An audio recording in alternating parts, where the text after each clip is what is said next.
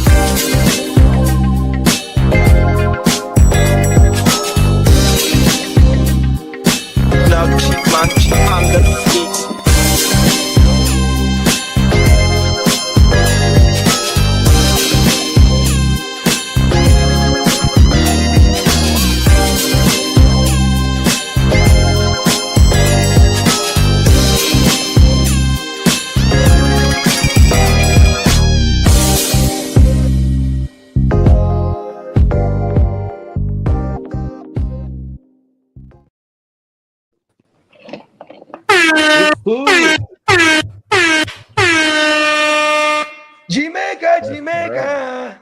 Yes, sir. Top of the top. What's good, everybody? Shout out to the motherfucking chat right off the rip, man. 100%. They've been going crazy ever since we've been doing the CFL, the UFL, and the motherfucking World Cup, man. Shout out to the motherfucking chat, bro. 100%, man. We starting new motherfuckers every day, bro. We getting somebody new in that bitch every day, and it's from somewhere else in the world. 100%. This GWN H2S shit has no boundaries, bro. 100%. Come on, bro. Show, you gotta have the heart to start with. Come on, B. You feel me? 100%. Yeah, man. And you already know. You definitely tuned in to another live Tuesday post Father's Day edition of the Way. Yo. Jamaica, good, everybody. Come on, let's get some motherfucking energy, man. Let's turn this bitch up, man. It's a beautiful Thursday, like Big Bro said. We just coming off Father's Day weekend. If y'all was behind stage, everybody that celebrated Father's Day, especially in this GWN shit, had a damn good time.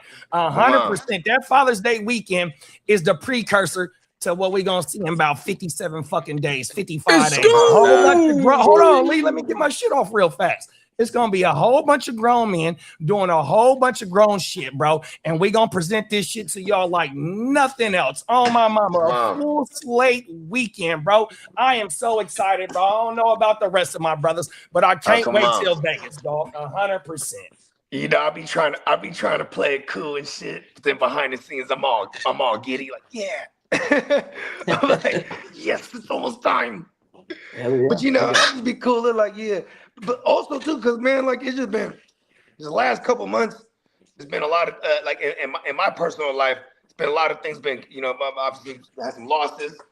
Rest in peace to the Rellies. You know what I mean? We forever gonna live it up for y'all. You know what I mean? And then on the flip side, it's the great balance of the universe. Had all this other positive shit going on. My daughter was graduating, then we was throwing a big party. And like, yeah, come on, man, congrats, sir. And that shit just it kind of consumed most of my obligations. And like, you know what I mean? But still trying to keep moving with the music. Shout out to my man Prime One, you know what I mean? Because we got a lot of shit cooking up. He just actually hit me with the 2 of the coldest beats this morning. Fucked my whole day up. I almost wanted to cancel the podcast, but listen, y'all do it. I gotta go right. You know what I mean? Yeah, you can go ahead and go knock that out. We ain't gonna cancel this shit, man. We are not letting this shit die out, dog. 100%. Listen, you know what's so crazy is the first one he sent me, just on the way to dropping off the kids and back, I done wrote the whole song already. So I'm like, cool. I'm like, haha, P. I didn't have to clear my schedule. Then I get on this. Then it's like 10 minutes ago. He sends me another one. I'm like, oh, for real? I'm like how you just said though about you doing your music and all that shit. Like Lee doing his motherfucking shows by his motherfucking self. Everybody is inspiring everybody. I just cooked up my last video 100%. You know what I mean? I got to do some editing and shit like that. You know what I mean? About to drop that bitch. But yet the circle is still going. We all pushing this shit. You know what I mean? Even though we got shit going on outside and whatnot, like the goal is to make this shit be a motherfucking network. Because Lee is the one that said it to me like, bro, do you understand this is like really a network with the shit that we're doing right now? 100%. And with the shit that we doing right now is keeping that algorithm going. Like everybody got their own separate shit going 100%. Yeah. But when we come together and form like Voltron, man, we are really trying to take over these YouTube streets 100%. So, you know what I mean? Like I said, it's 14 million motherfuckers up in here. Shout out to wherever the fuck you found us at. If you fucking with the content, throw a like. Hit the sub, you know what I mean, and stick around, bro, because you're going to get some great content. Nothing like anything else you're going to find on the net. Oh, my mama, 100%. Yeah, man. And it's true, and it's authentic shit. Over here on WYGU, we've been continuing the Spencer Guru Nation ranks debate. So I think he's pulling up today. He did say, right? He usually pulls up around the second half anyway. But you know what I mean? So we're shortly gonna get to the streets here. You know what I mean? I know Lee got something cooked up for us per usual. You know what I mean? Sure. But let's run through the chat before we get straight to it, man. Top of the morning to the Prime Minister, man. Come on, man. Shout out to motherfucking dog. Canada in this thing. Shout out to Prime Time, Derek. GP, are you with me? Hey, Derek. Now I gotta hold myself accountable. I told you that if GP sticks around for at least this year, I was gonna go get a GP jersey. He is part of the fraternity. I don't know if I'm gonna hang it up. I'm gonna wear it first. I'm gonna stick to my saying, bro. I'm gonna wear the jersey first on stream, and then I'm gonna retire that motherfucker. I'm gonna throw a Cowboy jersey on, big bro. Okay. You know what would be dope? What would match a Cowboy jersey? Remember them? Which Jordans is the ones where it's blue, white, and yellow? The 1994 ones, I think it is. And it had, I think there might be like 96. Because they got the white strap across the shoulders. No, and they got the stars on it. Yeah, it looked like a golf ball on the side. It looked like a no, the one with the white straps on the shoulders and they got the stars on it. I want to say that's from the 70s. That's my favorite Cowboys jersey. Yeah. Oh, okay. No, I was talking about the Joes. That's some Joes that can match it. The what? I was talking about some Jordans that can match it. You know oh man, shoes ain't nothing to me, bro. I can match anything with shoes. I got about 50 pairs of shoes. You know what I mean? 100%. I'm hella bored. You just gotta get the gear right, man. All I got is different color Stan Smiths, and then I buy the same pair of white Vans over and over again. Gotta watch out for them all white Vans. Yeah, come on, damn, Daniel. Bring around the white Vans though. Come on now, shout out to Duce, man, 100%. Yeah, we are rock boys over here, man, 100%. People shout out to Leo, Lauren A. We appreciate you, Leo, for pulling up. What that, man? Shout out to Lauren, shout out to Leo. Be killing shit. Come on. Shout out to Prime. Said, when you guys get famous, don't forget us, brothers. That's all. Hey, look, bro, you right there with us. What you talking about, bro? What you talking about, Willis? Like, bro, Right? you got the invite to motherfucking Vegas. When you got the invite to Vegas, bro, that means you are a part of the fraternity, dog. 100%. So, like, bro, if we do a draft by you, bro, you know you like, come on, Emil, you know what time I it know is, we gotta bro. go. We gotta do Toronto one of these days, Come on now. I mean, the rallies with the AOB, them motherfuckers want to, but see, some of them got felonies. Like one of my homeboys, so the motherfucker they just won't told let your me. ass up in that Hold thing. on, That's, hey, look, that's a fact. hey, hold on, hey, look, my boy just told me Hey, because they might not let Lee into Canada, bro. Yeah, they ain't gonna let me there. No way. Hey, look, I think half of us can't go to Canada. Actually, Yeah, dog. I'm not invited. Yeah, so like I was Canada trying to can come to say, us. like I was trying to say, I was talking to my bruh that's in our league, and that motherfucker got a DUI or some shit like that, and they didn't let his ass in. Oh my That's a man. fact. Them That's a motherfuckers fact. really be tripping over there, dog. Hey, but my shit clean though, bro. Even with that little blemish on my shit, straight through, 100%. Yeah. Come Oh on. my mama. So let's go see some snowies in Vancouver. Oh shit, I'm too loud. But yeah. Snowies. Hey, shout out to Ali, man. Ali and mom. Oh my mama. Shout out to man. Ali and his mom, man. We Shout out appreciate to y'all. Ali and his mom, man. And my big, I remember when you got your GP jersey, bro. Your wifey got that motherfucker for you last year. Yeah, he had it on my Right. show. It was for his birthday. Just Oh, recently, my mama. I'm actually, gonna right? get that bitch, bro. He wore it on the Yeah, 'cause power he, hour. The Derek only is thing made I don't like, bro, like I said, and I said this shit when I bought these two jerseys up here. These motherfuckers is $200, bro. There's no way ever in the world after this GP jersey, bro. I'm not buying no regular jersey. I got all Mitchell and Nesses. I'd rather pay $200 for a Mitchell and Ness than this bullshit up here. This shit is weak as fuck, dog. 100%. Yeah, for decorative purposes only are those other. Exactly, bro. Yeah, that's why the right ones out that my are, mouth. JD, that's why the But ones you know that what are though? framed I'll behind take me, like for I don't wear. example, I got that signed Ricky Williams one, and then when he came to the crib, I made him sign it again. I was like, hold on, and he looked at it, he was like, that's me. That's Because I was wondering, that. I'm like, how does it work? He told me like he's like, yeah, sometimes the companies will pay you. You sit down for like an hour or two, you just sign a gang of shit. You know what I mean? Remember how Johnny Manziel got in trouble? Oh, that's yeah, he was trying to like insider trade the shit type of shit, right? He was doing what you just said, signing autographs and trying to hide it under the table. Oh That's yeah, how he got in trouble. because you gotta file that shit too when they pay you. Well, see, back then the NIL wasn't alive. Oh, word, that's right. Damn, we're not that far away from that too. That was only about 12 years ago. Whole world, big bro. And you know what, Johnny, if you go, and this one thing that I salute to Johnny, because Johnny played with Mike Evans. I don't think he played with Von Miller, because Von might have been right before them. But look though, bro, this motherfucker said like, right, and I ain't just singling out Mike Evans, but what he said was, when I was signing them autographs and my homies that's sending money back to their houses off they stipend, they only get $500 a week or some shit like that. Yeah. Some of them players, bro, like, I got to send that money back home. So Johnny is like, bro, I'm getting all this money, man. I'm finna take care of my squad, dog. He says that in the month. And one more other thing that he said, right? No, it was Johnny's dad. Johnny threw Cliff Kingsbury's Johnny's dad threw Cliff Kingsbury and what's the coach's name? The black dude. I can't think of his name. He threw them under the bus. Under the bus, yeah. He said them motherfuckers wasn't holding Johnny accountable. You feel me? How you gonna be a grown ass man and you partying with Johnny?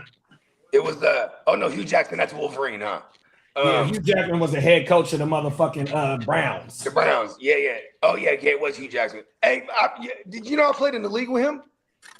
That's the one that Plugger had us in. Yeah, and he was talking a gang of shit, like cutting like promo videos. Oh no, I didn't get in that one, but I know Plugger was it was Plugger and Clock. And look at this, Hugh Jackson was talking gang shit. I'm gonna win this league and this and that, and then right away somebody just jumped in there like, I hope your fantasy football manager. Oh, and the tight end was in that motherfucker from the Browns. Yeah. I think I might have been in that league. And he was the one talking shit. AJ Barner. He goes, I hope your head coaching is better than. He said, I hope your fantasy managing is better than your head coaching. And everyone started dying. I was like, oh shit, he played for him too. I was like, Gary Barner's played under Hugh Jackson. He knows. Gary Barner, that's his name. Oh my mind. Yeah. Shout out to Gary Barner. I was in that motherfucker. Yeah, Austin Eckler was in that shit, and oh no, if Austin Eckler was in it, I would. What's brother that rap? The Raiders got the tight end. Waller was in there. Waller, Pauls. And then T-Pain was in there. But it was for charity. But it was funny because T-Pain, he's a big Saints fan. So he was like, I have to have Alvin Kamara, dog. Like, he just announced it, like, in the chat. So we're just like, all right, let him have him. You know what I mean? And you better draft that motherfucker when it's your turn. Fuck listen, you. He was the 4th overall, and he was like pleading with the top 3 people, like, please don't. All right, Guru just texted the thread. I'm gonna He's in here. He's in here, Lee. Okay. Oh, he can't hear him. Mama, he's in here. Yes, StreamYard is kind of geeking. I can't hear Lee. Do you got admin, Spence, or you need me to let you in? He should have admin. It looked like he frozen. Because last week he was having trouble too. It looked like he froze it backstage. I think he was probably trying to get his shit together before he revealed himself. StreamYard been on geek. Kellen Winslow Jr. Oh yeah, hey, shout out to my dog Kellen Winslow, man. Come on, man. Come on. He was a running back, right, for the Eagles? Nah, he played tight end for Miami. Tight end. Okay, I totally whiffed that. The Hurricanes. His daddy played for Lee's team. I met the father at Palm Springs. You know, there's an aerial tramway. Him and his girl were getting something at the restaurant, and they were in line waiting, and my pops and his friends definitely were like, it's Kaleb Winslow. That's K1 right there. Was it K1 or was it K2, big bro? It was K1. Because K2, he went to high school in San Diego. He grew up in San Diego. Yeah, I remember him being in the paper. K2 was going crazy in San Diego. Yeah, K1 though, that's the one. The Chargers, they relied on him for probably like what? Him and Dan Phelps. I mean, not Dan Phelps. Like a better part of a decade. What's the name of the quarterback? Is it Dan Phelps y'all used to have? Yeah. Dan Phelps and K1 was going crazy. Dan Phelps, bro. Hey, shout out to all 18 million motherfuckers. Look, this shit is going up. I'm telling you, bro. Look, bro, we've been on this motherfucking grind. It is fantasy football. Man, fuck fantasy football season. It's redraft season. 100%. Y'all see we've been doing these rankings these last 3 shows. Big bro about to jump in this bitch, finish off the wide receiver rankings 100%. We going to have a topic to discussion. Lee about to take us to the motherfucking streets. Let's go. You ready, Lee? Bro. Let's go. You need me to let you in, Spence? Throw a thumbs up. He might still be trying to. He might still be trying. There you go. He's here. Let's go. I think I got it. Fucking go, man. What I do, y'all? My internet's been geeking like crazy. I might have to rejoin, but yeah, I was doing that shit last week. I think I'm in here now. What up, fellas? What up, Spencer? Can you hear us? Can you hear us, Guru? I can't hear him. He's not saying nothing. No, I can't hear him here. We're not saying nothing. Let's see. There you go.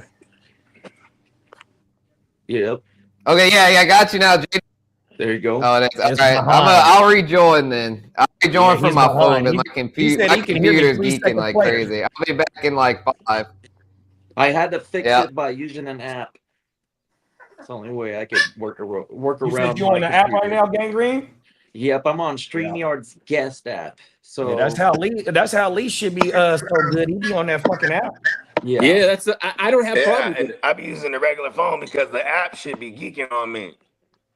Even worse. The Safari shit tripping even harder on you. Yeah, dog. Listen, I want to try that. I can't escape the Matrix. Oh world. You know what it is too? I think it's the actual physical phone that I have right now too. Just the motherfucking battery. Every time I'm on stream, that battery goes crazy. It goes hot and drains the bitch too. Yeah, them is facts. They actively try and phase out your technology somehow. Yeah, well, my daughter just came from the Apple store and they told her, because we get an update like every 2 weeks, 3 weeks for the phone, right? So she said that the motherfucker at the AT&T store told her, don't use the updates no more. They're making your shit go lower and lower. That's why, because just about 2 months ago, my phone wasn't getting hot, dog. That motherfucker get You hot ain't on lying, Target. bro. I updated that shit. And bro, I've been doing all the updates my damn self, and the motherfucker at the store I got it on don't do auto. that shit no more. It just I had to turn it off the auto update because that shit, you know what I mean? Right, it'll do it overnight on everything. You'll wake up and it says auto install on your shit. You punk motherfucker. I never thought about that aspect too, because it is for damn show that like once they stop. Well, remember they had a class action lawsuit because they was forcing people to go buy new phones. Just like 5 years ago, Apple got caught in a class action lawsuit for doing faulty batteries. You did that. Now they have to build the devices to be capable of swapping your batteries. Yeah, facts. That was part of the lawsuit, is that Apple had to make sure that you can put new batteries in your shit. That was part of the stipulation. Matter of fact, speaking of class action lawsuit, I got $6.75 in my Venmo because Facebook did something or Meta did something. They had a class action lawsuit, sent me almost $7. Y'all better go check your Venmo. You might got a free $7 in there. My girl homeboy Mark, he just came up on 4 bans, part of a class action shit for Wells Fargo, but this is going back to like 2007. Oh, they was the overdraft fees. It was like the 2007 or some shit like that. Was it overdraft fees? Here's the thing. I asked my girl, I bank Wells Fargo. I'm like, well, how do we do this? He was like, he just signed up for it because whatever it was. I said, well, what was it? He don't remember. Right. He's like, I don't even remember what the so usually what they'll do is they'll send you an email, say like, because when you open your bank account and you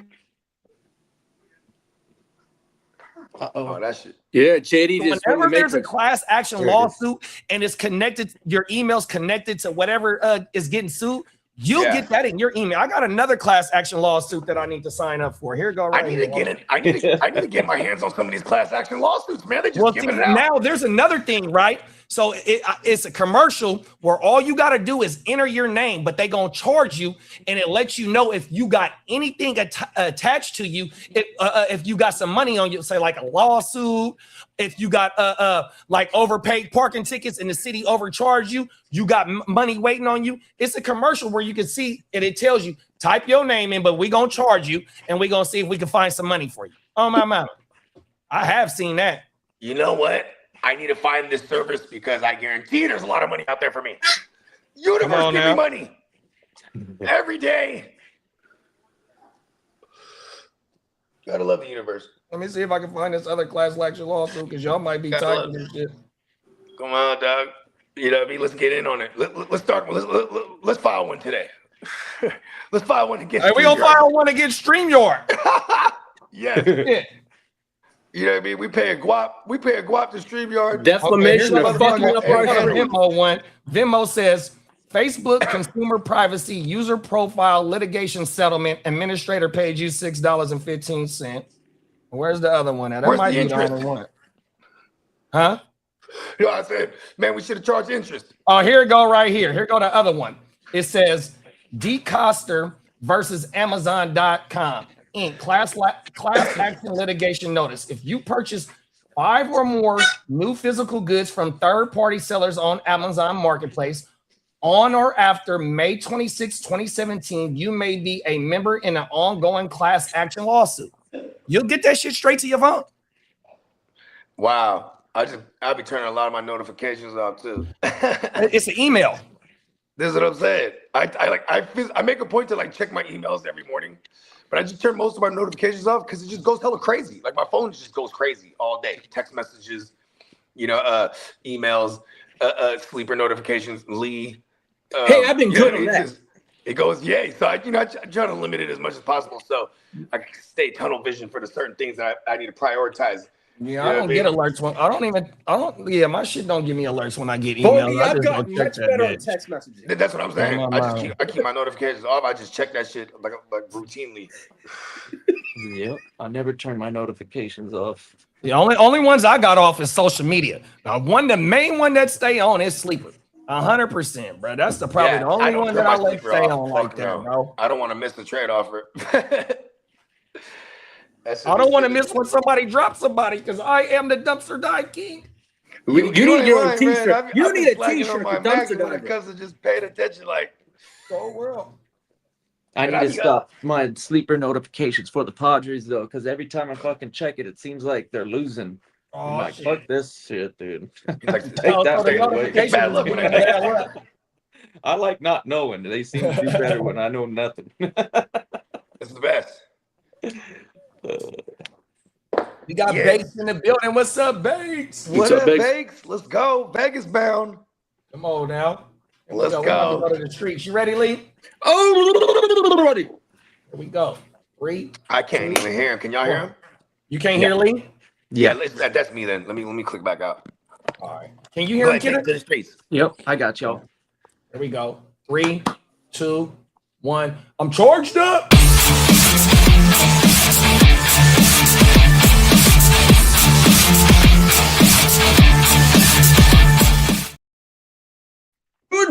Good morning. Happy Tuesday, motherfuckers. Let's go. We got 57 days until Sin City upon us. Let's go. Let's go. 12 Sundays till football. Let's go. Let's go. That's an air horn. Jamaica, sure. That's an air horn right there, bro. League business. Drop. League business. League business. My business. Big my business. We talking big business around here on this GWN. Yeah. Right?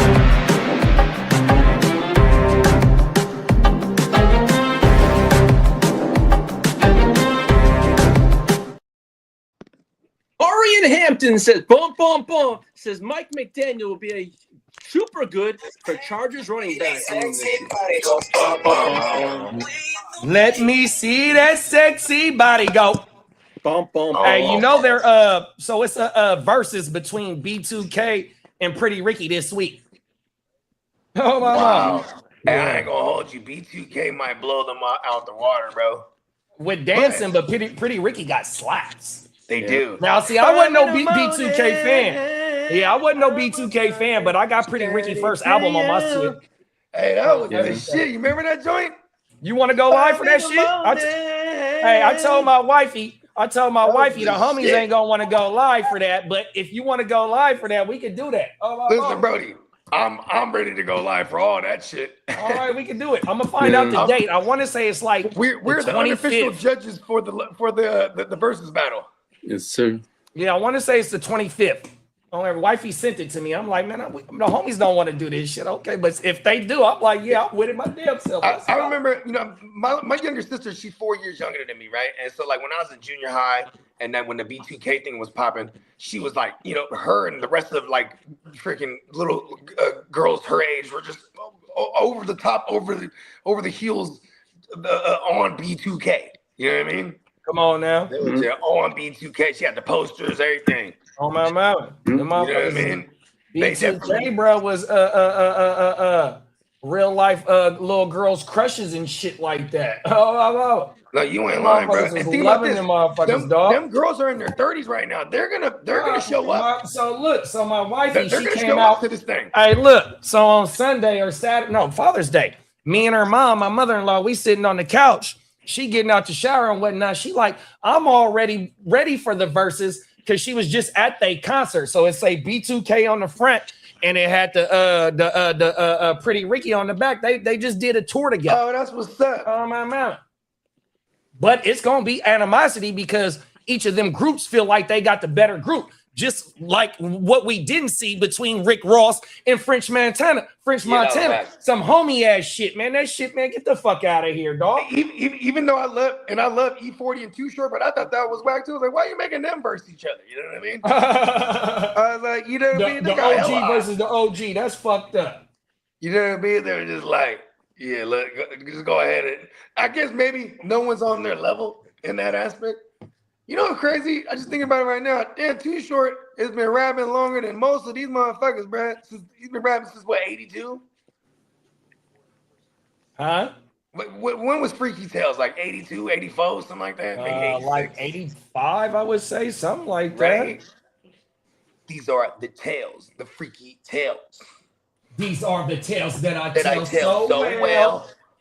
Well, Jim Harbaugh thinks the Chargers offense might be a lot scarier than people realize. He says the best is yet to come, in quotes. Back-to-back Chargers news. And now this one was kind of cool. And JD's I didn't know we were on the Chargers show. Here we go right here, y'all. Well, Look. JD's a sneaker fella. Well, Sean McVay has signed an endorsement deal with the Jordan brand. Oh, wow. Let's go, McVay. Yeah, McVay be annoying me. Sponsored by Jordan. So here we go right here. June 25th, 6:30 Pacific Standard Time. Okay, word. Oh, that's 2 days away. I think today the 23rd. Yeah. Okay, yeah, we doing that. That's on Thursday. Yeah, hell yeah, we'll run it, bro. Shout out to the Crooked Commish. What's up, Craig? With Guru back in the house, Drew Brees helped Tyler Show organize the Saints quarterback wide receiver retreat in San Diego. Let's go. Shout out to Uncle Breeze. Yeah, man. Uncle Breeze is still kicking, man. He's freaking he was the grand marshal for the NASCAR race out in San Antonio. He stay making moves. Does he live in New Orleans, big bro? Or San Diego. San Diego. Oh, he lives in Dago. San Diego. Okay. Yeah. Because Dago is arguably one of the most beautiful places on the planet. You motherfucking right. Bro, I mean, San I love Diego it, is shit, but boy. they got us beat when it comes to weather, bro. I mean, San Diego weather, it don't get any Perfect. better than that. It's fucking Yeah, perfect, you ain't dog. lying. It's paradise. It's paradise in America. You don't really get too many paradises in America, bro. 100%, and that's one of them.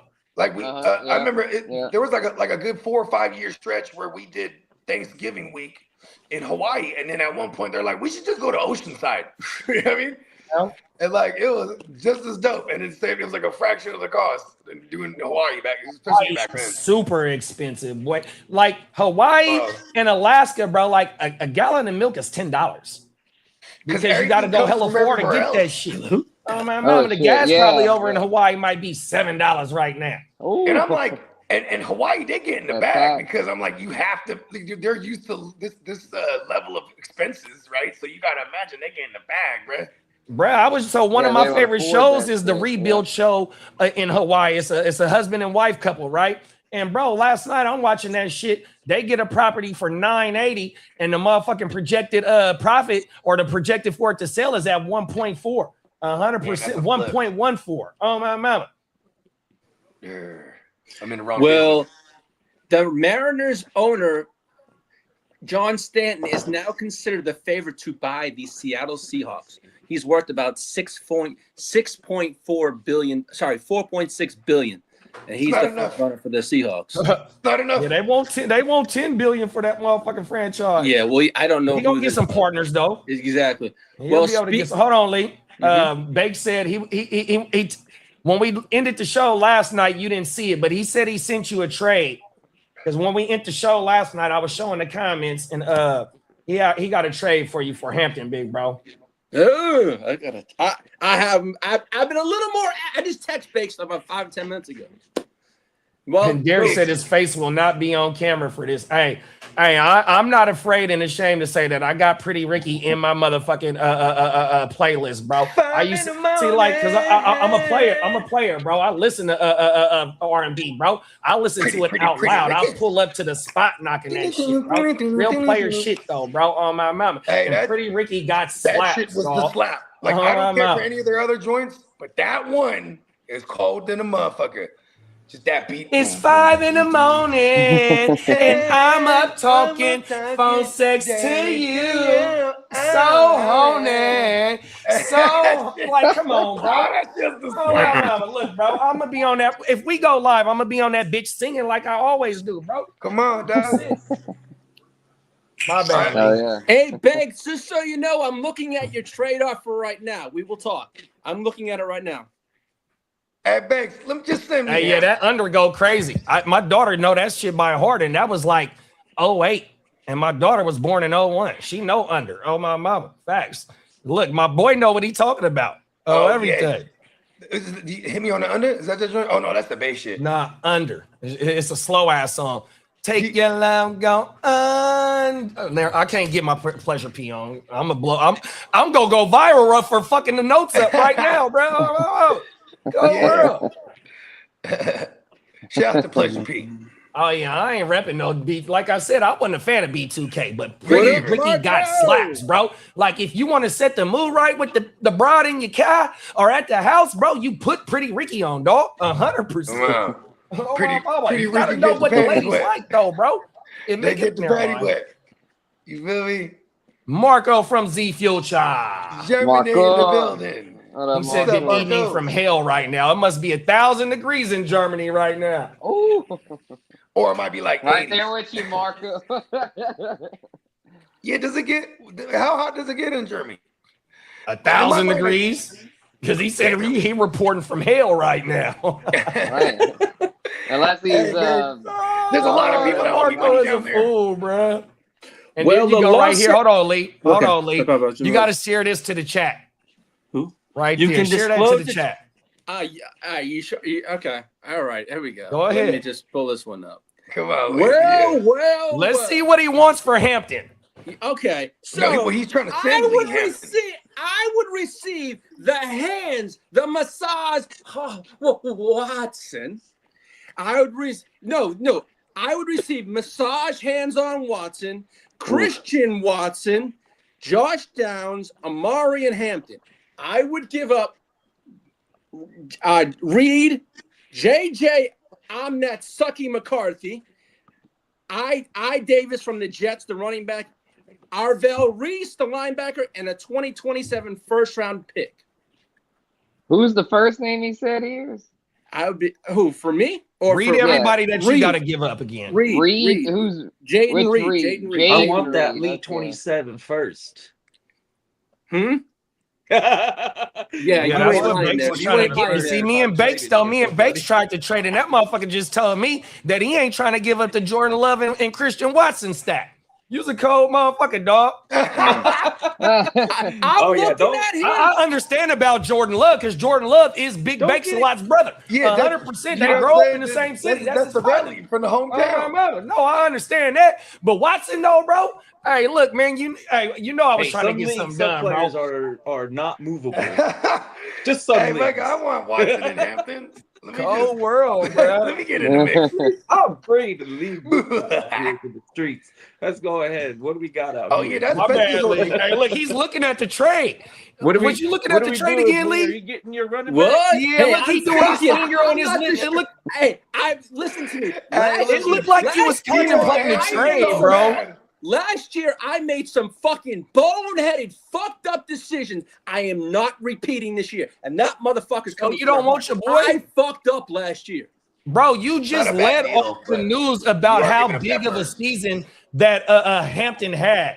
And that don't sound like too bad of a trade. You know, it's kind of hard really looking at or listening to a lot of pieces in there moving around. I'd like to know it. Wide receiver room, but I'm leaning there, but I don't want to fuck up like last year. And to me, it only sounds like to me, it only sounds like all he wants is really that 27 first and Jaden Reed. I couldn't remember. Oh, and Arvell Reese. You got Arvell Reese on your team? Yeah, I got Arvell Reese. That's the really three players that he really wants. He threw a JJ in there. The Hampton side sounded pretty tempting because you can get Hampton as well as Christian Watson, right? Yeah, he's getting both. I'm receiving both Watsons, Downs, and Hampton. And Downs could be pretty solid too, since Pittman's no longer over there. Banks is diabolical because he wants that first because he believes that first is going to be very coveted. Mm-hmm. Yeah, I mean that 27 class should be very good. Lee, I would put it like this: if you think your team has a shot to win this year, I'd take that shit. But if you feel like you need to keep building and need that 27 first, then I'd hold tight. It's tough. It's tough because it's a $200 league. No, I know. I don't give a fuck. It's $2 million. I'm gonna play the same savage way I play it. I know I'm a fucking savage. God damn it! Comes to trading, you gotta assess where your team is at, and if I don't want to make. I made a boneheaded move last year, and I don't want to regret these little moves again. Because it's rebuilding each year. He's glitching. Well, if you all you gotta do is go to the owners, go to Chase Brown, Derrick Henry owner, and see what they want for for comparisons. Yeah, or test the market, like Kitteh's saying. Yeah, see what. Hey Lee, bruh, if you add Omarion with Gibbs, bro, kind of nasty. Hey, bro, let me get Gibbs up off you, Lee. And you coming up on Christian Watson? Let me get Gibbs, bruh. You got two good tight ends, so this is a tight end premium. Yeah, you got Burrow. Don't give up Gibbs. Yeah, don't give up Gibbs. You want to add Hampton with Gibbs. My battery might be juicy, La Paz, but it ain't going that far. Don't listen to him, Lee. Hey, I listened to a lot of people last year, and where did that get me? Not that very far. I'm looking at your team right now, bro. You weak at the wide receiver position, though. I am. I know I'm weak in the knees, Pause. I get so weak. Yeah, you're a cold dude, Bogey. Hey, I told you we be on that R&B shit. Yeah, catch us Friday or Thursday for the verse. Knock me right off of my feet. Well, speaking of Josh Downs, he's expected to see more targets in a larger role, Pause. And he's in the trade offer that you he's just trying to give you Josh Downs and Christian Watson. That's what I'm saying. That's a pretty good freaking deal. I think you kind of win. Listen, I kind of think so. I think Bates is in a rebuild or something. Listen to the sound of my voice, Lee. Yeah, Bates. The Reed love stack. Okay, Bates been trading since last year, I think. Him and Diamond Joe pulled off a major trade with some quarterbacks on everything. Him and Joe Bates been shaking shit up. He acquired Lamar right out the gate.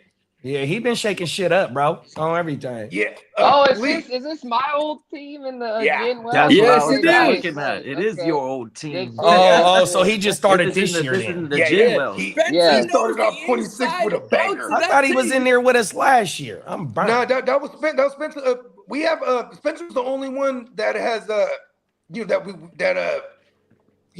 provided North. Yeah, that league was sick. I hated the drop because that league was very solid, and I know Bates doing his thing with it. So I mean, that. Yeah, and you know what's funny? Bates was gonna be.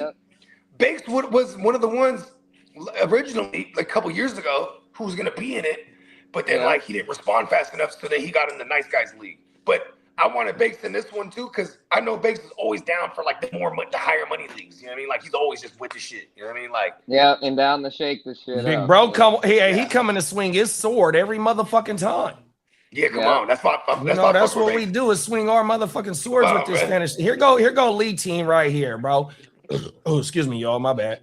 Lead team ain't too bad. He just need receiver help, dog. Because look, bro, he got Burrow, Gibbs. He add Hampton. Hampton is going to be a damn great running back right now in that system. But he got Lemon, Addison. Addison is his boy, and Wandale. So if you're able to go get Christian Watson, who is one of my favorite wide receivers going into this year, it was Downs, and you got Kincaid and Ferguson as your tight ends. Fucking deal. Let's go through. You put it through. Yeah, action, baby. Let's go. Action. And then. Oh, never mind. I ain't gonna help you out too much. But you got some pieces. Done. I sucked it up, pause, and hit the bit. Oh, wait, for real? Pause me, boy. Damn. Oh, wow. Oh, here it go right here, y'all. Can y'all see it on the screen? I just got our fucking point. Let's fucking go. Let's go. Can y'all see it? Yeah. That boy ears ain't playing. He actually traded. He's able to trade Watson. You got his Steven's kind of nasty now, dog. I ain't gonna hold you. Okay, let's read it. Bogard, I ain't fucking playing. Okay, here we go. I'm gonna read it out loud. So Lee receives Hampton, Deshaun Watson, Christian Watson, Josh Downs. He loses Jaden Reed, JJ McCarthy, Isaiah Davis, Arvell Reese, and a 2027 first. Wow, I like that trade for you a lot, Lee. Are you gonna win? Now you gotta win. Now you have to go. You got your wide receiver help. Lee is trying to strike now, so I think Lee, you need to try to sneak in them off. Man. You don't hold those two running backs and not try and win. Right? I'm going after this one now. Yep, you gotta try to sneak in the off. I remember the very first year of this league, Diamond Joe, shout out Diamond Joe. He was the 6th seed, snuck in the off, and ended up taking the chipper. So you got Watson, Downs, Lemon, Wandale, who's gonna ball out this year. Come on. Kincaid and Ferguson. I don't know who this. I'm doing Yeah, I that first traded seed. Ferguson. That was part of our trade from last year. That trade Yeah, just made me stress out. having I'm doing my first Ferguson season right February. there is lovely for him. Oh my mama. Oh, since Having January. I haven't traded a Ferguson. beer since January. Huh? Oh no, I'm just saying like that. I'm hating on the trade now because I'm in that league. You know what I mean? Like, good shit, good trade, fellas. And see, So, I like, can't I'm even having a see beer. your I'm having a beer. Texas squad on here, Lee. Huh? I said I can't see your Texas squad because I'm on Oh, the, my taxi matchups. squad is I got Shamir James, RJ Mickens, Fernando Mendoza, Max Clare. Oh You shit! got Fernando. You got Mendoza in your Mendoza. taxi? Yeah. Hey, I guess told who I you got? boys, Hey, I hey, wasn't Lee, fucking Lee, guess who I playing got this for shit you? draft-wise. Lee, who's your other QBs? Just Burrow? I have Jalen Green, I have Danny Dimes. Oh, you got dumbass over there. Okay. You got I'm just saying, one-legged Danny Dimes. Yeah, well, hopefully that Hey, one look, fucking hey, peg look, leg hey, sticks Lee, out. That motherfucker I got got a Corky limp. Kirk for you. Lee, I got Corky Kirk. You got Uh-oh, my you better go buy him That right old now. fucking fart. You better go Corky get Kirk's on the Corky block. Kirk. Well, hey, He might Protect fuck your with neck. hey, fellas, you know I don't pull off these big trades very often. I gotta let this one absorb. Lee, Fella, here's the fella. thing, Lee. He's Hey, got talk that Fella. shit, Lee. No, but here's the thing. When they read off when he first read off the trade, I was like, I would have been took that right there. Hey, read that comment too, Lee. There go your boy. Shout out to Booger, The man. Peters and the Bolt splits on cut. Let's go. If on, Lee let's doesn't go. do that trade on Angel like, hey, I got our fucking board. That's all that fucking matters. Come on now. You Let's you go. got Gibbs and fucking bomb, bro. I'm gonna Come on, bring hold the on, fucking hold heat on. this year. I ain't fucking around, Hold on, hit Paul. that rumor drop. Hit that rumor drop. Hit the, JD. oh, well, you got to say it right, though. Listen, Oh, don't leave JD, can you The hear rumors. rumors Look at surrounding all me these rumors. every day. I need some time to Hey, get yo, don't play away. ya. Come on now, y'all. Y'all know what time it is, Yeah, man. come on, hold on. Oh, everything.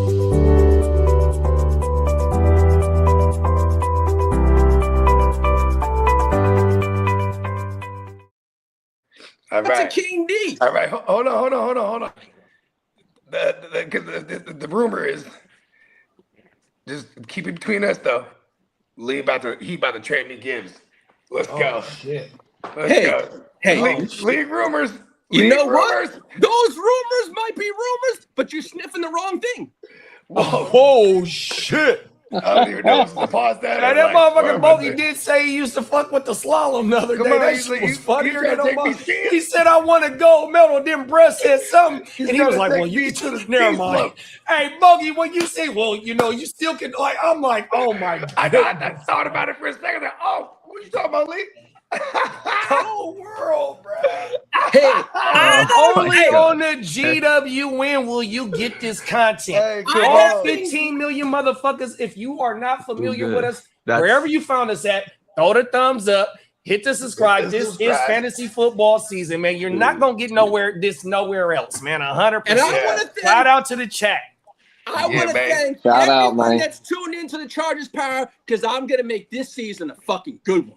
Talk your shit, boy. I'm Yeah, bringing man. Yeah, on I could guests. tell. Lee's already got like the whole season. I got a worth guest of coming. That guests it's gonna booked. be I was like, fucking oh my fun God. as fuck, and it's gonna be you good. gotta be the most prepared Come on. podcast host I've ever met. Come on, Talk Bucky. that Week shit, guru. 18 Week Come on. 18 guests playing. I was like, man, that is a new level.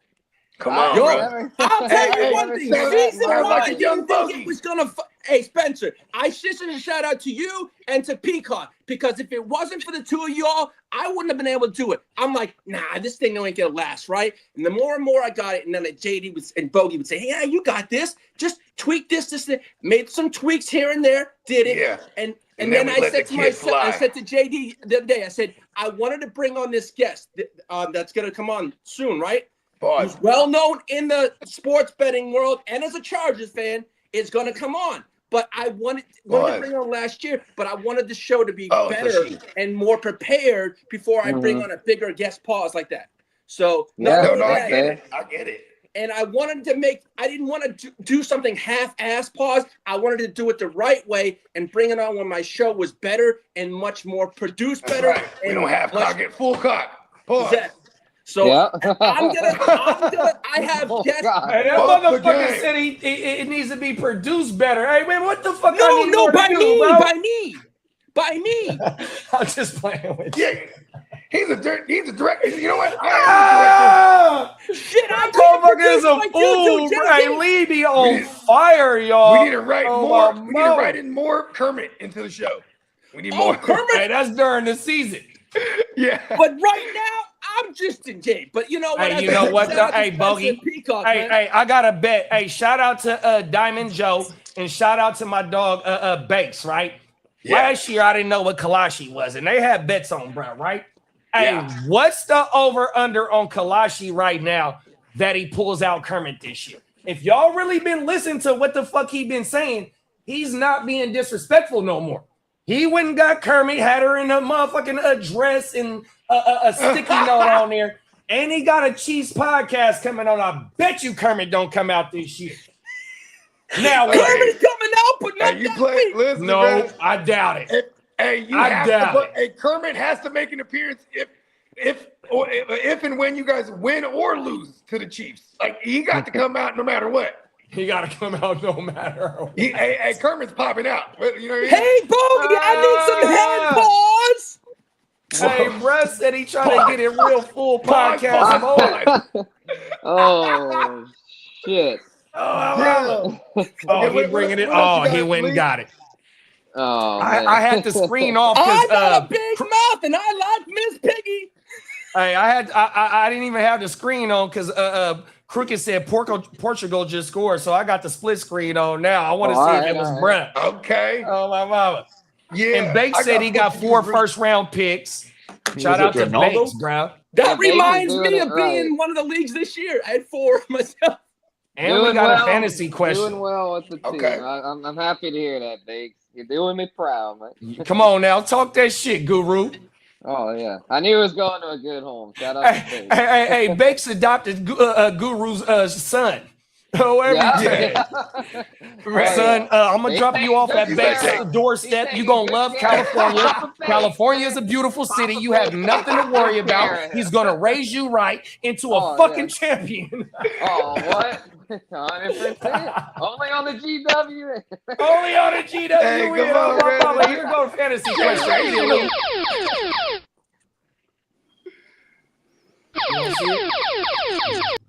Oh, I can read it from Good Marco. What should I do? Yeah, you got a fantasy question. Wait. Oh, okay. It says Blake Watson, Jace McClellan, Jaheim Bell, Kendall Milton, Casey Washington. I don't know what this Eulo. These are all like fourth and fifth string guys. Got these guys on my taxi squad. Jalen Ford, I know he's that guy that's the Saints linebacker. I'd cut him. I would for sure cut Jalen Ford. I feel like a lot of these are probably cut candidates. Casey Washington, though, I think could maybe still have a role in Atlanta. I'd hold him. Not real familiar with the other names, though, if I'm being real. I feel like these are guys that are cut candidates, but hold on to them for now if you can in case they break out. But if these are all guys that I feel like, unless they show something this offseason, they're probably all cut candidates. Boo-boo. Yeah, I'd probably only keep Casey Washington, too, just because he might actually be like the 3. You know what I mean? Right, yeah, I would for sure keep him. The rest of them, I ain't tripping. Unless they show anything, I would cut Jalen Ford. I don't think Jalen Ford's doing anything with the Saints. I mean, they drafted the other guy and they have Stutzman. Yeah, I got Stutzman in a few places. They signed Caden Ellis. Like, that linebacker core is set. Yeah, I got Stutzman in a few places, Guru. Oh, my mama. I've been holding on to Stutzman since last year. I took his ass off the taxi just because OG gone and he in New York. Right, the Mario in New York. They did bring in Caden Ellis. He'll be the captain, I would think. And then I think though he could beat out Pete Werner. Stutzman could beat out Pete Werner.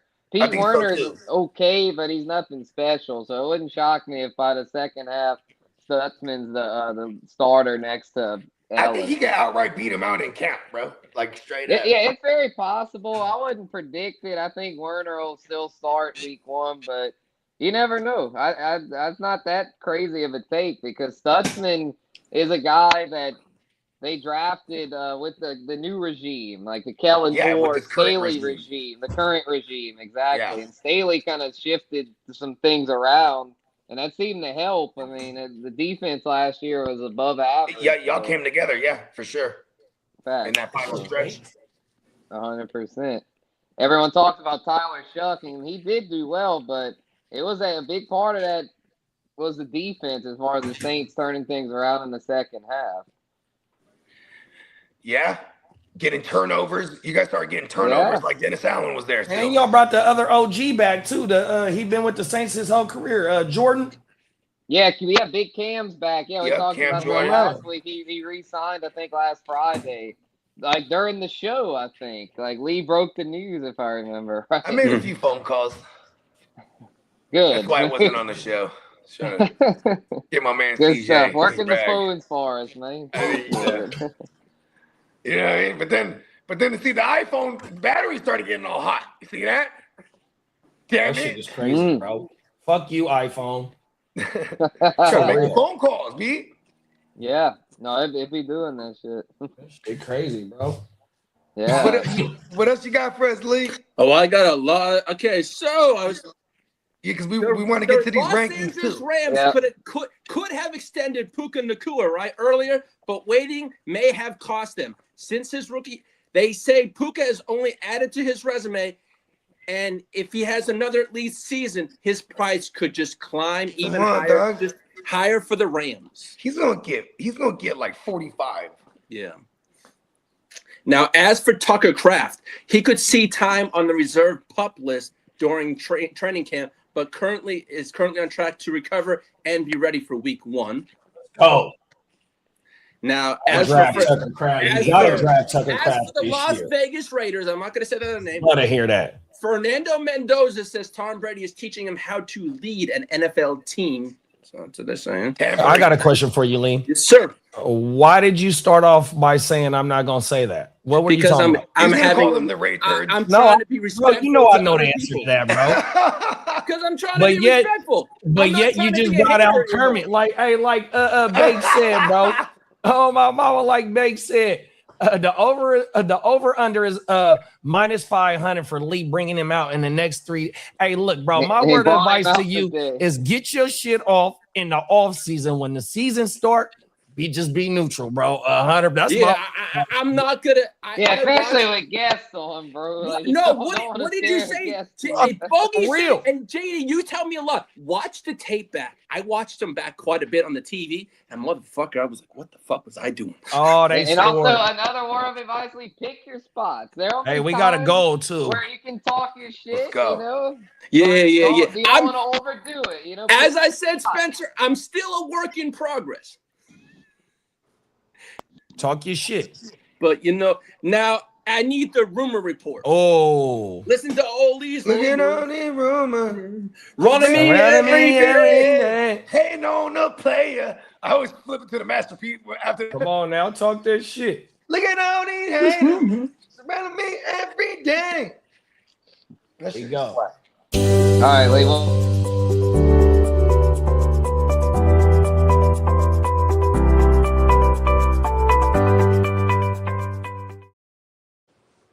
Cleveland Browns have received several calls about Shedeur Sanders' availability.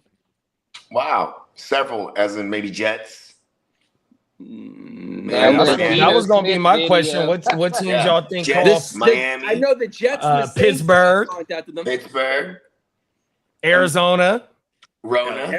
Arizona's big on. Oh, this is kind of dope, huh? Like, think about it. He has some really. Hey, what if the Colts do what they've always been doing and they go, we're just going to get another guy because fuck the guy who's the starter? You know what I mean? What does Danny Dimes' contract look like? He only got that. He got that Baker contract, that 3-year bullshit. Yeah, it's like a Baker deal. And Baker looking to get paid right now, so they can get out of Danny's probably after this year. Yeah, I mean, Danny's like a prove-it deal. Yeah, he's coming off that massive. He's coming off an Achilles. Okay, so with maybe Shedeur being cold world, and I get that for both. Shedeur, He's a cold dude, dog. With Shedeur maybe being available on the market. What's the boy name that's finna be in the supplemental bullshit? Sorsby, but now you got two maybe starting quarterbacks on the market. Now, like Lee said last week, and I think we was on a consensus when we said this shit on Friday, like, bro, it might be a team that's willing to give up a second to go get the boy that's coming in the supplemental.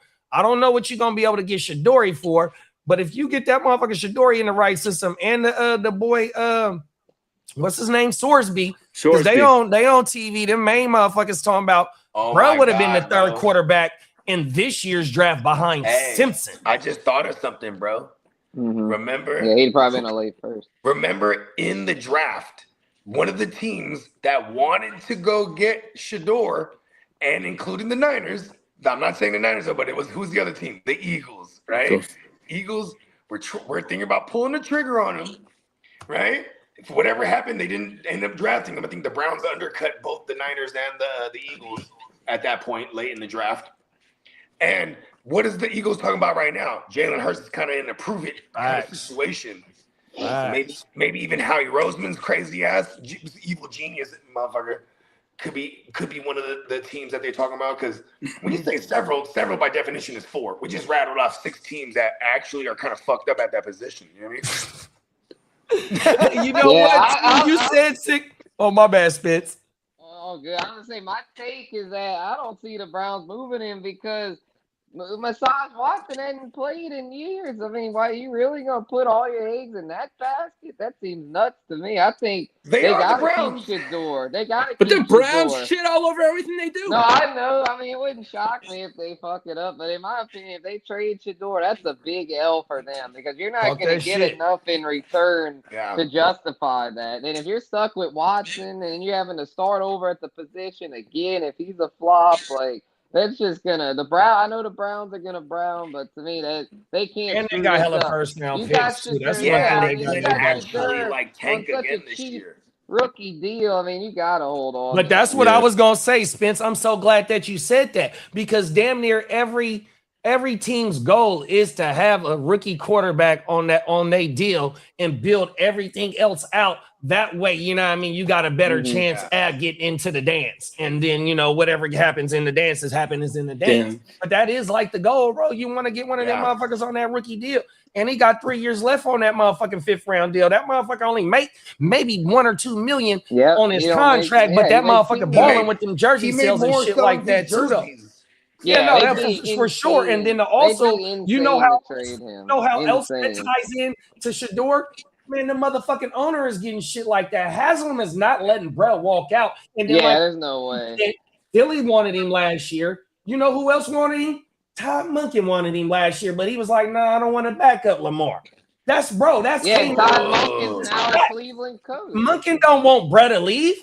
No. That is true. I didn't think about that. They ain't letting him go, bro. There's whole world, bro. On my mama. When the moon hits your eye like a bitch. That's Commanders. Hey, bro, you the only reason why I call that motherfucker that, dog. Commanders head coach Dan Quinn is viewed as being on the hot seat in 2026.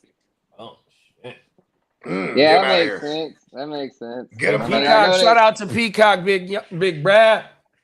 He said I'm taking Puka at the 1-0.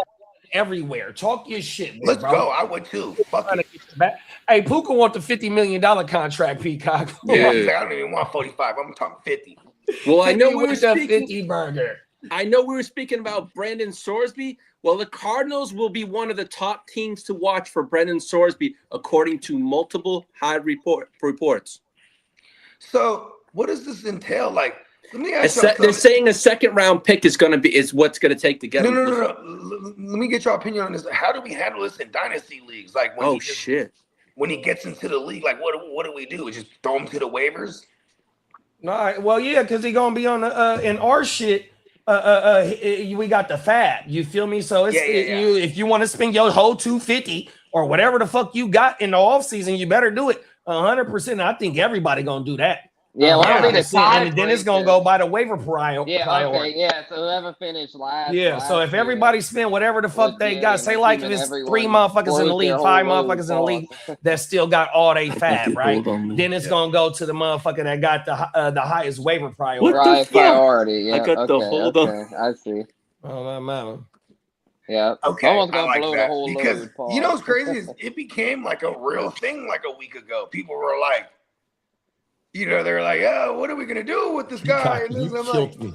do we even want this guy? I'm like, what? Yeah, in our leagues you do. Yeah, super Bro, flex. Bro, that motherfucker start. is running the ball too, though, bro. He got lightweight accuracy from what I've seen, just some little highlights, but he got wiggles. 100%. Bro, Pittsburgh, Arizona, all the motherfucking teams we just named for Shedeur, they gonna be in it on him, bro. Paul. Thank you, because I was gonna say like I was like, why is everyone tripping last week over this Sorensen guy, right? Or Sorensen, whatever the fuck his name Sorsby, yeah. and then I go, oh shit! Even just after having this conversation, I'm like, damn, there is actual opportunity. Yeah, for super flex. Yeah, there is in one quarterback league. In a 1 quarterback league, I mean, if you got room on your taxi squad for sure, but you ain't gonna get, you're not getting nothing out of him this year. It's too late in the motherfucking season. He didn't do nothing in April with no team. He only about to get the playbook right now. You feel me? Yeah. And then it's already some other quarterbacks on that team wherever the fuck he finna go. So he's not until next year. Is there any coaching correlations? If we find any coaching correlations that he used to like be under these coaches that in school somewhere, if they're somewhere, they're gonna be. That's probably gonna be one of the landing spots. Or it's one of Cliff. I know Cliff. I don't know if Cliff Kingsbury coached him. No, he was Texas Tech. Where's he was at last year. I think he got fired this year. It was the year he was before. Still there last year in Washington. That's right. Or was it only he only did 1 year in Washington? He got fired after JD5. Cliff Kingsbury ended up with the Rams. Yeah. Oh yeah, right. He was one of them. I'm trying to think. So they're not going to take him. No, he wasn't there. No. Man, I can hella see the Rams taking that kid too. Well, but they said so. Look, so like motherfucking the Jets GM, what's buddy name? That's on Get Up. Oh, never mind. Oh, Tannenbaum. Tannenbaum is like, bro, one of the teams that's really. He didn't say a team, but what he said, basically what he's saying, is going to be a team that is an established team. But like how you said, Bogey, about fucking Jalen Hurts, he said it's going to be a team that's kind of like, oh, okay, we might be able to move on from our starting quarterback and just slide in there. Want to establish team. 100%. That's what. Yeah. And that's another thing. It's like if he's coming in as a supplemental player and you give up a second round pick for him, his motherfucking contract ain't shit. You feel me? Yeah, and that's what we talking about. How the motherfucking teams is trying to build around, build their teams is them quarterbacks that don't make nothing. That's a fact. Yep. That's a fact. And here's the thing too, is because I've never seen this before where everyone's been going gaga over like a guy. And what was his deal? He had some off-field issues or something. Like, why did he not gambling issues. Yeah, sports betting. I think they said he bet on the Indiana team hella times. I just seen something about that. So when Indiana was balling last year, he was betting on them. He was smart. He was 100%. Oh, he can make decisions on the field, and he can make it. He's a smart gambler. He probably lost it all. Put your fab in for him. Oh shit, he did. The Indy did win his shit. He rode them all the way to the chipper. He know how to make good decisions on and off the field. The Raiders are gonna draft him behind Fernando. Oh, cold world. Cold world. He's like, I gotta go. Fernando said. Hey, we got Minnesota Den in the building. What's up, Den? Hey. What's up, Den?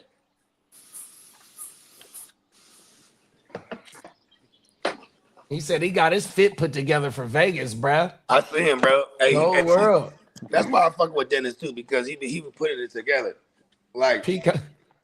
Dennis be looking like a real P every time we're in Vegas. No, them is facts. Them is facts. And Big Bro don't be playing. the cool white peas that they kick with all the brothers and shit. You know what I mean? Go world. He's like Gator. When we're in Vegas, he's like Gator from the other guys. That's white. That's white chocolate. Portugal 2. You know what I mean? Gator's bitches 2-1 wear now. And Peacock said, "I got the hold on Lee overlay anytime you need it." What the fuck? Oh, what the fuck? Hey, Peacock, you's a fool, bro. Oh my mama. Oh, everything. Where's that? Let me go see that shit, bro. What the fuck? The hole? What the hell? The hold on Lee. That means like Hold boo. on, Lee. Oh, here it go right here. Hold on, Lee. Oh, no, I saw that last week. Pump your brakes. Slow down, Turbo. All right, Lee. My fucking big ass motor Pringle. Any more news? Or are we ready? Yo, I got. You know what? Hold on. Let's get to the rankings. How about this? I'm gonna burn through it so we can get to the rankings. I don't need the drops. Right, I'm just gonna go straight through. Okay, come on. Let's get in front All of right, it. former Saints wide Rapid receiver Michael rapid Thomas fire. is expected to retire. Ravens All right. are viewed as the favorites to land Stefon Diggs. Whoa. Oh, the Raiders, you said? No, Ravens. No, Ravens. Oh, the Ravens. Ravens. Oh, he said the Ravens. Washington. I thought he said New Orleans for some fucking reason. No, Whoa. the Washington Commanders are expected to add another wide receiver before the training camp starts. And why isn't it Diggs? And no, their interest is DeAndre Hopkins. What in the fuck is going on? Exactly. Not even Now the Keenan New Allen York and shit. Jets are still believed to be in the market for a backup quarterback. Especially with the Geno drama. Now, as Wait. Run that back, Kitteh. What happened with Geno? oh, he was accused of some assault by a woman on his kid, but his baby mama or kid's mom came to that and said he's a great father. We missed just have that to do one. our due diligence Yeah. and scour the market Had and a see what scare. kind of quarterbacks are out there because it's developing. Shedeur. Yeah, I think the Jets should look into that regardless because I mean, currently the battle between Cade Klubnik and Brady Cook. I think So I might wanna Shedeur could bring play him in New York, though. See, that's one thing about Shedeur, bro. That motherfucker got the pedigree. He's come from that bloodline, bro. That motherfucker can play under the bright lights, bro. It Put takes him a in certain he wants motherfucker the to scrutiny. be a gangrene quarterback. It takes a certain motherfucker to be New York Football Giants quarterback, bro. Eli, bro, he played that position. Say what you want to say about him. That motherfucker played over there. He played it how it was supposed to be, bro. And he was a champion for two times, bro. 100%, bro. It take a certain motherfucker to be that quarterback in the Big Apple, bro. I think Shedeur could go to the Jets, bro, and be a damn good quarterback, bro. I would love that. And y'all got three first rounds next year, and then all the offensive weapons y'all just got and that offensive line. Oh yeah, bro. Now, as the San Francisco 49ers could explore trading Mac Jones before the trade deadline if Curtis Rourke develops into a viable quarterback too. Now that's You were just more saying this, preferable on for the yesterday's Jets. show, I'd rather have Mac Jones JD. long term and than Shedeur. Yeah, like you want to see Rourke. We're going to see like a shit ton of Rourke because it's time to see what the kid got. You know what I mean? And now coming out this morning, the 49ers that'd be nice, like how Kitteh said, though. He would rather have Mac Jones. I would rather you come and get Mac Jones, too, big bro. Yeah, come on. I'd rather go out and get Hey, Mac see, Jones. I've one been of them shouting 3 that out first for a rounders or while 2 now. first rounders you got. I've been shouting We'll that send you out Mac for a Jones in a while second now. for one of them. Hey, I'm trying to tell you, hey, look, today's price ain't yesterday's price. So as we get closer and closer to week 8, the value guys, gonna I have go some up. So breaking come and news. get him early right now. The NFL has informed teams that it will not be holding a supplemental draft, meaning Texas Tech quarterback Brandon Sorsby will not be eligible to enter the NFL in 2026. What? Oh. Well, there It goes just that came out problem. 41 seconds ago. Yeah, well, breaking news. Where the breaking news drop at? Shout out to Ears. Yeah, no worrying about bidding on him. Yeah, there you go. Hey, you get to say you fab. We get to keep our fab. Fuck Shedeur's him. about to get traded now because no one can get this kid now. Yeah, they Oh, probably yeah. did. I bet the NFL did that shit because they didn't want this kid to get in there because of the controversy surrounding him. I bet that's why they pulled the plug on it. Mm-hmm. Damn, not even. They didn't want this kid. They didn't want this kid, bro. They could have tapped in with the GMs and got a consensus of like, bruh, where y'all thinking about taking this motherfucker? 5, 6, 7. Ain't nobody said nothing, man. Fuck him. Let him go sit till next year. Yeah, to follow up that Mac Jones no one information. wanted him. No one wanted the headache that comes with that. This morning came out the 49ers reportedly have had talks with a couple teams about Mac Jones already. Oh shit! So Arizona. Oh yeah. If someone gets injured in camp, they will be. Someone might give up a first for Mac Jones if they're desperate enough. No, not the Jets. Remember when Teddy Bridgewater won 5 of 6, or he won 5 out of 6 games for the Saints, bro. He was immediately picked up as a starter. Yeah, like Carolina. Played 8 games last year.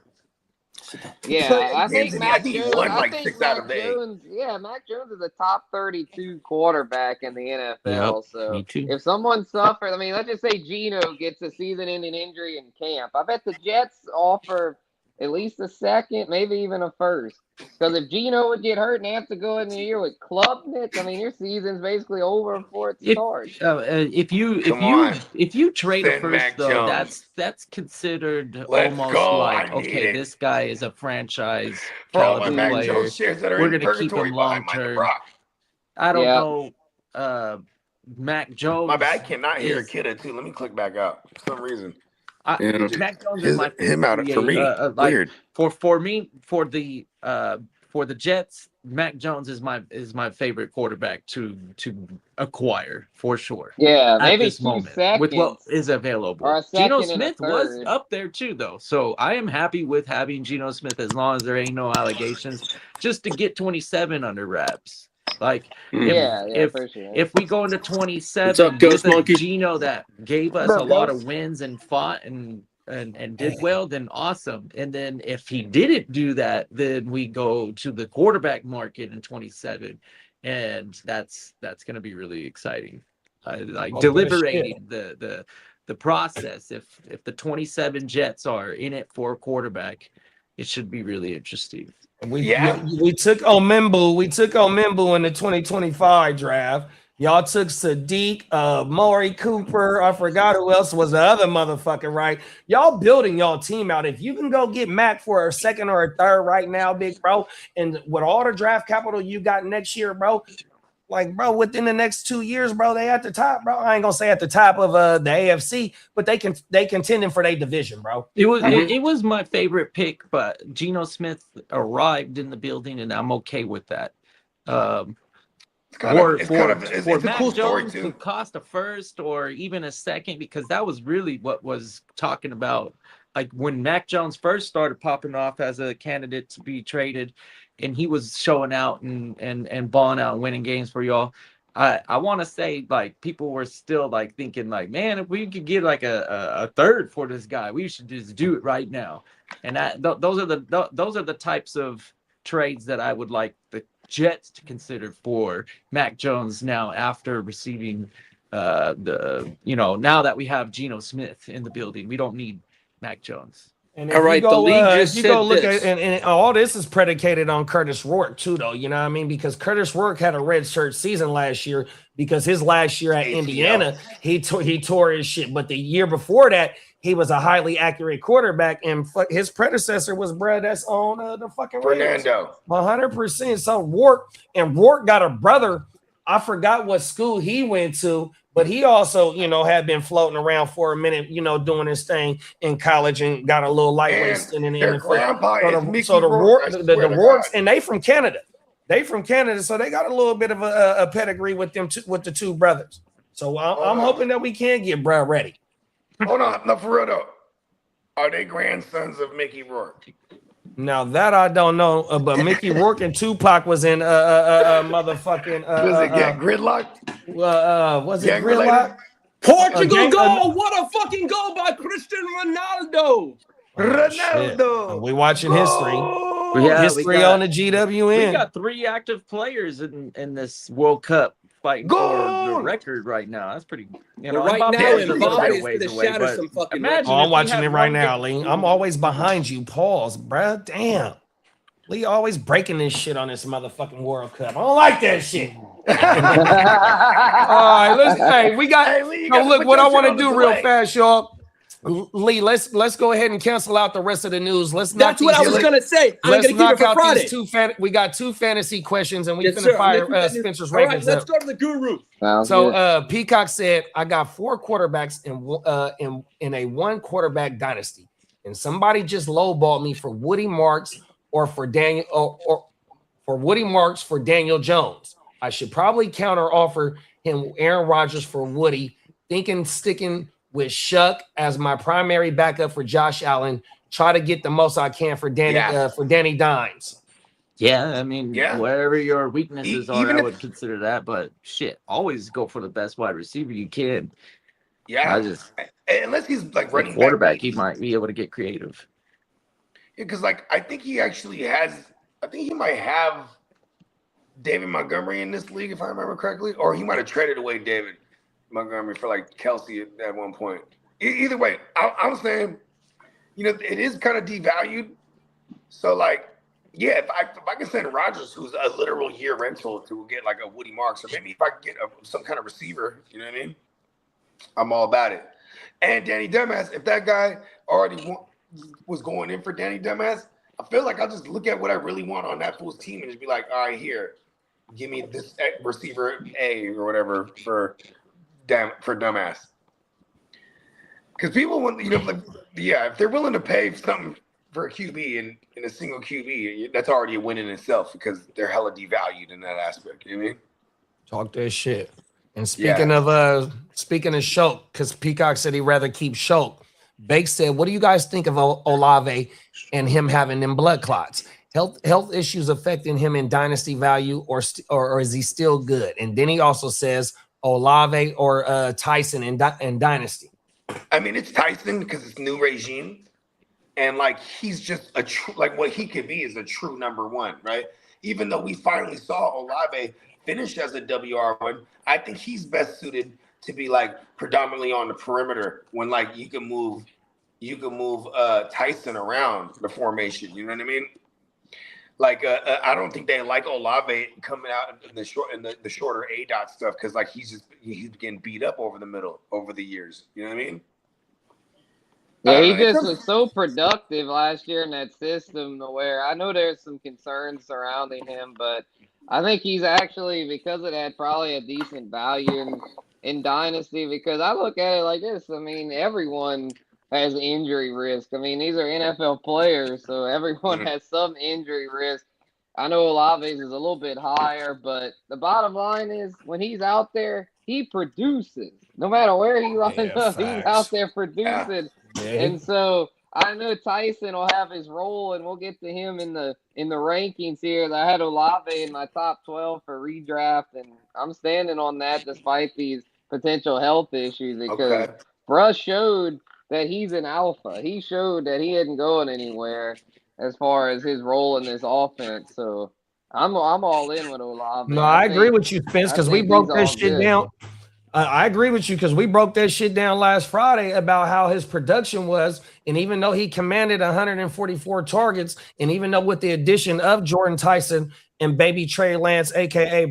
Bryce Lance, like, bro, he averaged maybe like 7 targets per game. So even if it goes down 1 or 2 targets per game, and what he did, he fit perfectly in the Schottenheimer offense, 100%, bro. The only thing that's going forward with him is how much they want to give, bro. 100%. That's what it's really finna be. Oh my mama. So yeah, I'm still rocking with how much are they gonna pay, buddy? I think right now too, if you were trying to acquire Olave, it'd probably be easier to acquire him right now with some negative blurbs that are out on him. Yeah, it'd probably be cheaper. But then also to sell him right now, I'd probably wait till we see him at camp and he's looking good, and then people go, oh yeah, the blood clots ain't shit, and then now you got some better value to his name.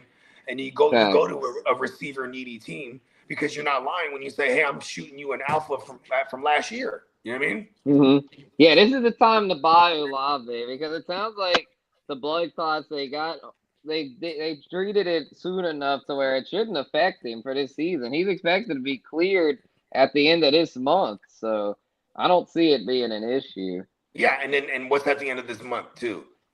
we get closer to the training camp. You know what I mean? That's what I'm saying. Yeah, he'll be cleared well before training camp. Yeah, they started showing training camp days. July, so yeah, facts. That's what I just seen that. Some of these motherfuckers they started dropping their dates. July 26, 27, motherfucker. Yeah, we still got rookies and vets got to report at late July. It ain't just the rookies that got to report late July. Shout out to Ghost Monkey and shout out to Albert. What up, Ghost? Fellas? What up, Albert? We about to get into these rankings, man. Let's get it, bruh. Let's go. All right. So this ranking series will be the continuation of wide receivers. We did the top 12 last week. So for those that missed the top 12, I'll go over it. We had Jamar Chase at 1, followed by the Puka Nakua at 2, JSN at 3. What? Amon-Ra at 4. What? CD at 5. What? Jettis at 6. What? Drizzy, Drake London at 7. What? I like that one. Yeah. Olave at 8. What? Pickens at 9. What? Nico at 10. What? Oh, I like that one a lot too. Yep. Rashi Rice at 11. Okay. What? And AJ Brown at 12 to round out the top 12. So we broke all that down last week. Shout out to the fella in ears. We broke down the top 12. So now on to number 13, which is for me Malik Neighbors. Got Malik Neighbors coming in at the 13 spot, just outside the top 12. He was originally in my top 12 back a month ago, but he has some injury concerns. He had that cleanup knee procedure, but the latest blurbs on him have been more positive because back then they were thinking he might be out till like week 6, but now they're thinking if things go well, he could be out there for week 1. So I still think he might start off slow. First 4 to 6 weeks, he might not quite be himself. So just if you drop Malik Neighbors, just hold tight because I think once he gets ready or once he gets fully acclimated to the new system, he's gonna be a WR1. So he could easily finish top 12. It's just coming off the injury. He'll probably start off a little slow. So I've got him just outside. It might be a team that doesn't score a lot too, as far as like passing touchdowns. Because like if you have a John Harbaugh there, along with Matt Nagy, they're going to want to run a ton, right? Yeah, so I think, but I think the yards will be there because you know what I mean? Yeah, and the receptions, he'll get targeted like crazy. No more Wandale, so he'll be the alpha for sure. Yeah, I like that. Let's go. Put some respect on Neighbors, B. Exactly, bro. I saw some of these lists had him down like at 18. I was like, nah, bro, y'all got to put respect on his name. No, and I was saying this every time we reported like negative blurbs on him. I was just like, "Yo, go trade for him in Dynasty right now." You know what I mean? Yeah. I was like, take advantage of all these bad blurbs. Like the Olave blood clot thing. It's like fucking take advantage of that shit. Buy him now before he gets cleared, and then everyone's like, "Oh, he's back." I got him. Yeah, exactly. Get him before. Because he'll get him when the other manager thinks like you're a sucker. You know what I mean? They're like, exactly. You want Olave? Ha ha! I'd rather the guy that's dealing with something in June than the guy that gets hurt in September. That's a fact. So Neighbors at 13. We got a bounce back candidate here at 14. Or Kitteh's Jets. Garrett Wilson got G-Dub. At 14, I think he was going yay before he got hurt last year. That's what I'm saying. He sure the hell was. Yay every year of his career. I might be underselling. Hey, that motherfucker was part of the West Side Championship run until he got hurt. I held on to him for a minute. But he helped me get there at the beginning of the season. Prior to last year, he was over 1,000 yards 3 years in a row. Jets should be a little better this year. Geno be a veteran presence at quarterback to where he should be able to, at minimum, if he stays out there, I think he's pretty much a lock for 1,000 yards and 90 receptions. I mean, Garrett Wilson is a production machine. He's quarterback proof. He's worked with all kind of different quarterbacks, all kind of different offenses, but always gets his numbers. Last year, just the injuries derailed his season, but prior to that, he was balling. So I don't see any reason why he's going to fall off. I think he'll, if anything, he's going to bounce back and might even have a career season. So I would take advantage of his ADP being down. I feel like right now he's a really good value in that 3rd round range. That's awesome value, especially if you bang out a couple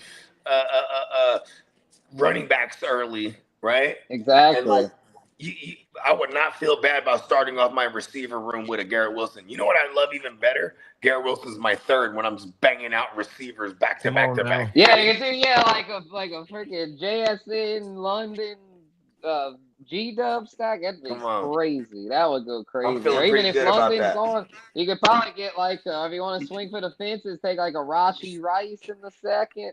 Because I think Rashee Rice kind of go back to last week. I think Rashee Rice, I know he's risky, but man, if he can stay out there, he's almost a lock to finish top 12 considering how much of the target market share he gets. You know, I agree with you there. You know, I agree with you there. Yeah, yeah, he broke it down. He's like a higher end extreme version of Wandale. You know what I mean? Yeah, exactly. And if that offense, Mahomes should be ready for week 1. Sorry, Lee, Kermit's going to be out there. And we know Kermit Mahomes is finna be. I can see them getting the ball out way quick. He's not going to be a lot of mobility early on with his legs. So Rashid's going to be a real safety valve. And the run game going to be a whole lot better as well. Yeah. And what Kermit says, I may run into someone's knee again. You better get your shit off real fast, bro. 100% because September right around the corner. Yeah. You better get it off. Shame on everyone. You better get it off, bro. I'm trying to tell you. Oh, everything. Yeah. Look at Patrick Mahomes died last year in the regular season, and I feel like not everybody. I feel like the AFC motherfuckers has been living in the shadows. They didn't take advantage. They didn't take advantage enough. Yeah, they really didn't. They really didn't. And it was a year where Lamar and Joe Burrow was hurt. So here's Josh Allen, like you know what I mean? Everyone was crowning him. And then Drake May. Denver was right there. If it wasn't for Bo Nix, fuck Denver, the Donkeys. That is true. Denver did take advantage. I'll give them that. Shout out to Tino, yo. We got the team leader in the building. Team leader Tito. Hello. Tino. Blue team go. Come on now. Yeah, I mean, he's a cowboy. No, it was Derek, it wasn't cocaine. It was some tape saying "fuck you." All right, fuck you. Devontae Smith, they got the Slim Reaper coming in at 15. Devontae Smith, the rubber band man there. I think he's going to take a step forward this year. No more A.J. Brown. I know Jalen Hurts kind of on the hot seat over there, and Devontae's the guy he's going to have to lead on. I mean, Mekhi Lemon's only a rookie. The Wicks and Hollywood Brown are both, neither one are really high volume options to where Devontae Smith is just one of those guys that isn't flashy. I don't think he's quite a top 12 option, but with no more A.J. Brown, I think he'll be a solid safe WR2. Yep. Uptick in targets for sure. Yeah. I mean, the year he had his sophomore season, he got 136 targets, and what he did with that, 95 for 1196, damn near 1,200 yards and 7 touchdowns. I see him having a season similar to that here this year. Yeah, the 2023, that's the Shane Steichen season, ain't it? Yeah. Yeah, he was solid that year, but not quite as good.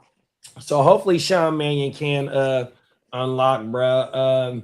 We see Jalen Good on the deep routes for sure. The knock on him is, will he be able to, go over the middle of the field and make these short completions, these intermediate completions over the fucking middle? Is that Lemon? Is that where Lemon's gonna live? I mean, I would hope so. Right. I would also hope to see Devontae make them plays as well too, because we just don't want him to be intermediate to deep routes, because that's that. I mean, even though that's where Hurts is better at, but we also want to be able to see him be the number one option, get the first read targets. That's where that come in at. But now if Jalen Hurts can't hit the over the middles and all that bullshit. So is he gonna start dunking and dinking and whoever's running the shorter A dot, just like motherfucking they OG tight end? That motherfucker had 11 TDs last year. Yeah, 100%. It's like, who's gonna be the motherfucker that's the shorts or intermediate, because that's gonna be the benefactor 100%. Yeah. And I'm curious to see if they're gonna involve like checking down like crazy to the running back to Saquon. Well, that's what Lee said on last Friday's show. On my mama, he said they're supposed to be using Barkley in the passing game a lot more. Yeah, because then that probably answers our question here about the shorter A dot like safety valves too. You know what I mean? Yeah, because like I said, the boy, whatever, go dirt. He had between either 9 or 11 TDs last year, bro. I want to say he had double-digit TDs last year. 11. Saquon, that's Saquon hit for 2,000 while all-purpose his rookie year. Like, he got hands. They just, for some reason, ever since he's been with the Eagles, they just don't really use him in that fashion. You know what I mean? Yeah, the good thing is that there'll be enough for all those guys to eat, because, I mean, Philly is pretty concentrated target market share to where, I mean, even if Saquon and Goddard see more looks, I mean, with no more A.J. Brown, I mean, that's well over 100 vacated targets. So I agree with you. The only thing is that Saquon is taking 25 touches per game, whether it's 22 touches or 18 touches and maybe 7 receptions or some shit like that, or 7 targets.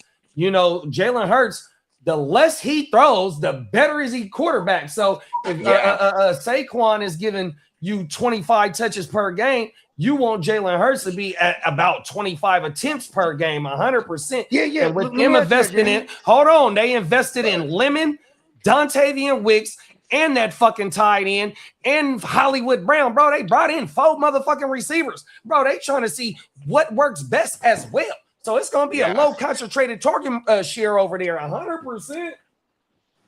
What about has he ever eclipsed over 550, like pass attempts, like more than once? Who Hurts?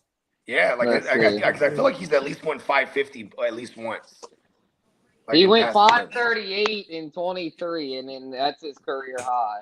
Okay, so while he hasn't even eclipsed 530 in pass attempts, so this is we need the efficiency here.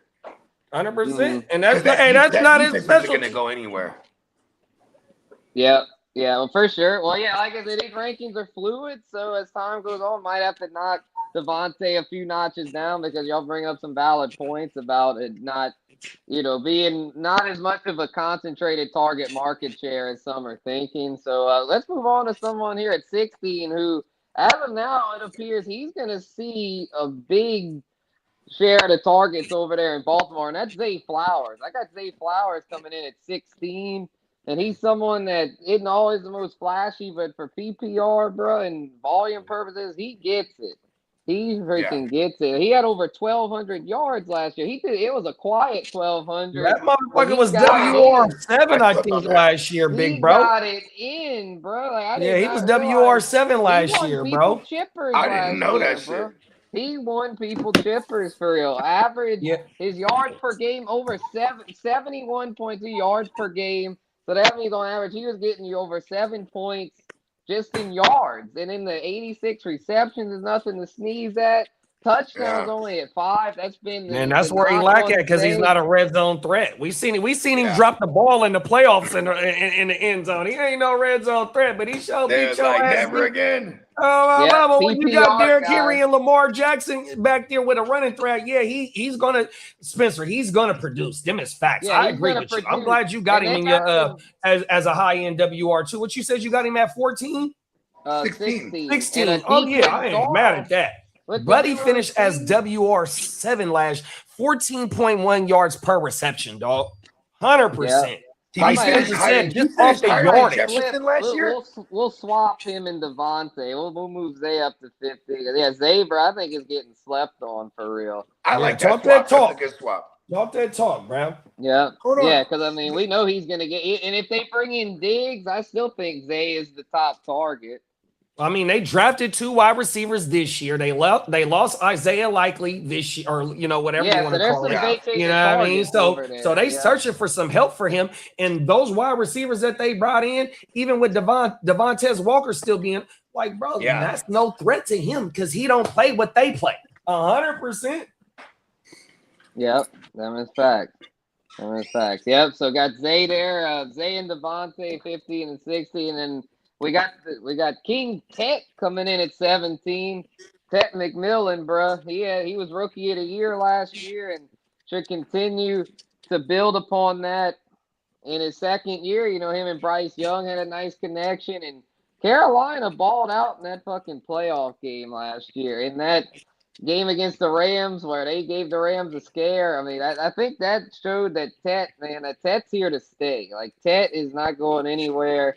He is a guy that is going to be a force for years to come. Obviously, a great dynasty asset. For redraft purposes, though, I think he's a rock-solid WR2, maybe not quite a WR1 just yet, but I think by next year he'll be in that WR1 conversation. But for this season, I think he's a very solid WR2 and feels like a pretty safe pick there in that third, fourth round range. Yeah, I definitely ain't mad at that.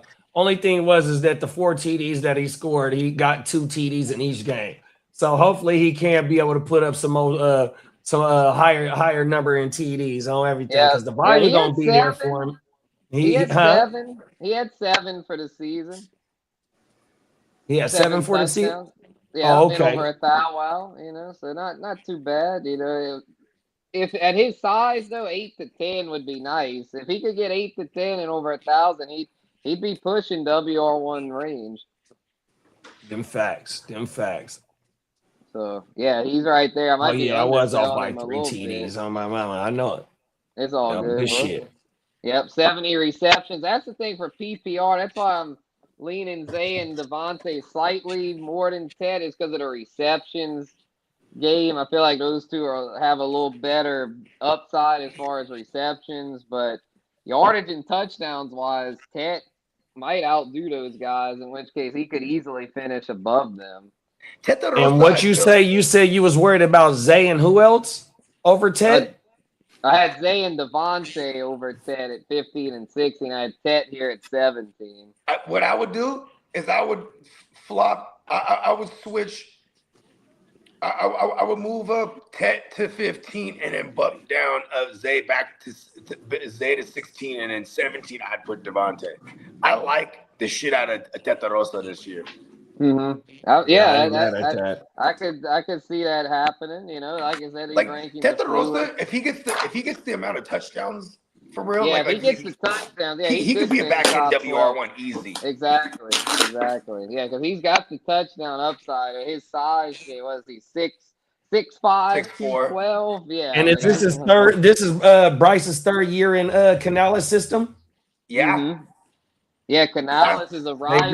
They re-signed Coker, which is another help, and they drafted Brazel in the third, I think, or in the second round. Is that the tight end? So they are trying to give him weapons 100%. So hopefully, Brad can't take that. And no offense to Chuba or Jonathan Brooks, but it looks like they might not have a run game that's as stable as they would want. So I could see them throwing a fuck ton at Teta Rosa. You know? Facts. And at 18, we got another sophomore receiver, Emeka Egbuka, coming in here at 18. I know he had kind of a rough second half last year, but I think Egbuka is here to stay as far as being a strong WR2 for this season. I think he's the guy over there. I know Chris Godwin will be back in the fold, but Godwin looked rough last year. Like, I just don't know if Godwin's going to be what he used to be. So I'm all in with Egbuka as the primary target there in Tampa. Got him here at 18. You know, could finish higher than that, but just doesn't have quite the resume just yet to be justified in the top 12 or anything like that. But I think mid-range WR2 is a very realistic outcome for Egbuka, man. I think this dude, he showed what he could do early on. And I think he had a little injury scare mid-year, and it probably slowed him down a bit. But if healthy, I think he's for sure a WR2 for this season. I agree with you. The youth movement is on the writings on the wall for the youth movement in Tampa. You know, with Jalen McMillan coming back, because he came back last year, but he had a fucked up net. 100. Yeah. And then with them taking Ted Hurst as well, he's a developmental player, but they took him in the third 100%. Godwin finna be up out of there maybe after this year. So fucking in Buka's role, even with Godwin and fucking Mike Evans there, Godwin came back a little later on. No, he did play at the beginning of the season, then got hurt. Bro, it's no ball for him, Buka. He is the WR1 over there. Yeah, he's the first rounder. You know what I mean? First rounder from the actual draft. You know, he's going into year 2. He played phenomenally, then played hurt the rest of the way. Right. And that's what we saw the taper of. Exactly. So, like, you know, it was really, we just saw, and their offensive line was super beat up as well. Baker was all fucked up down the stretch. Yeah, they were. They were all beat up, and that's probably one of the only teams outside of even like when you talk about the Chiefs or the Commandos. They were literally just riddled with injuries. You know what I mean? Facts.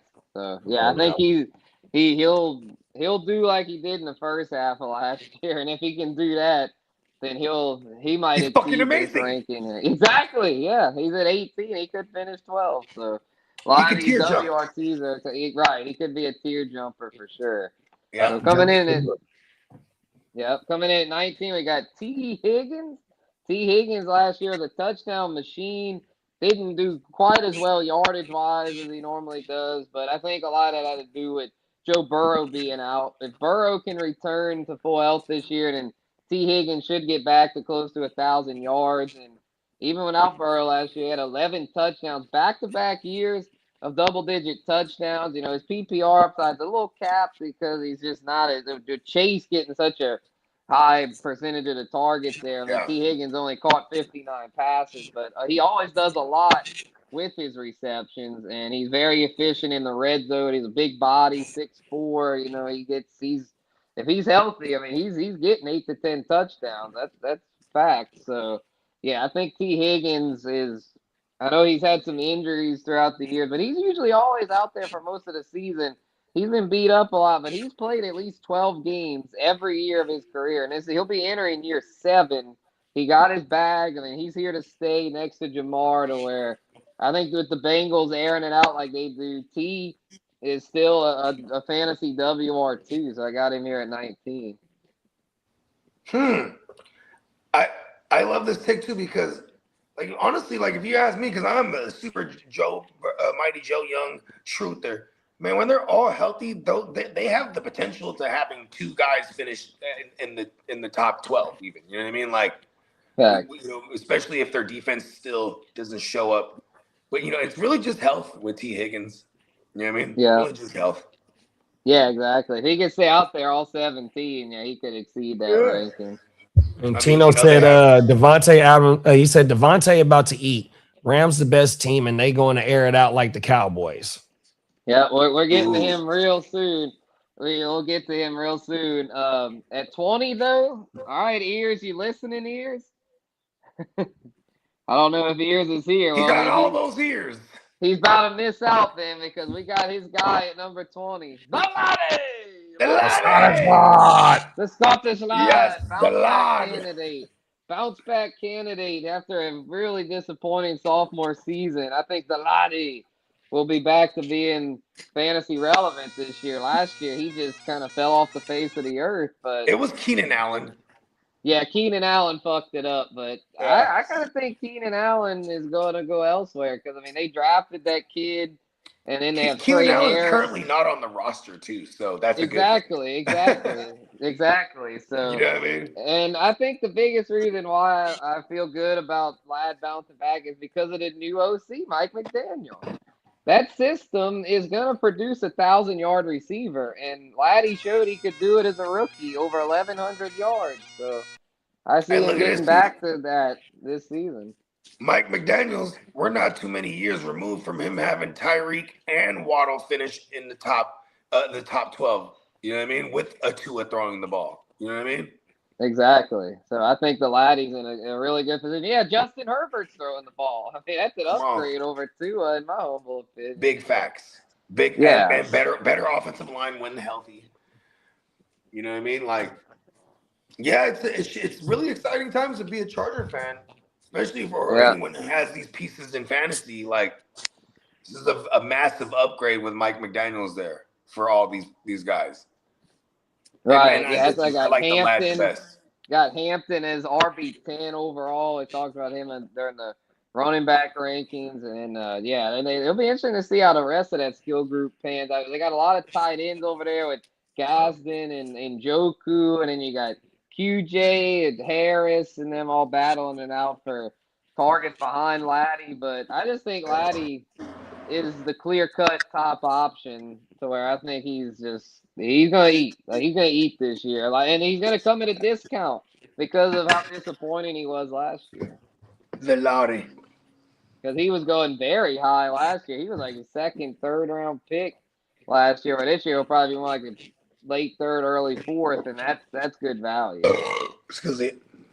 Oh, good. Sorry about that. So we got Devontae. I know Tino was saying about Devontae. Got him coming in at 21. Devontae Adams.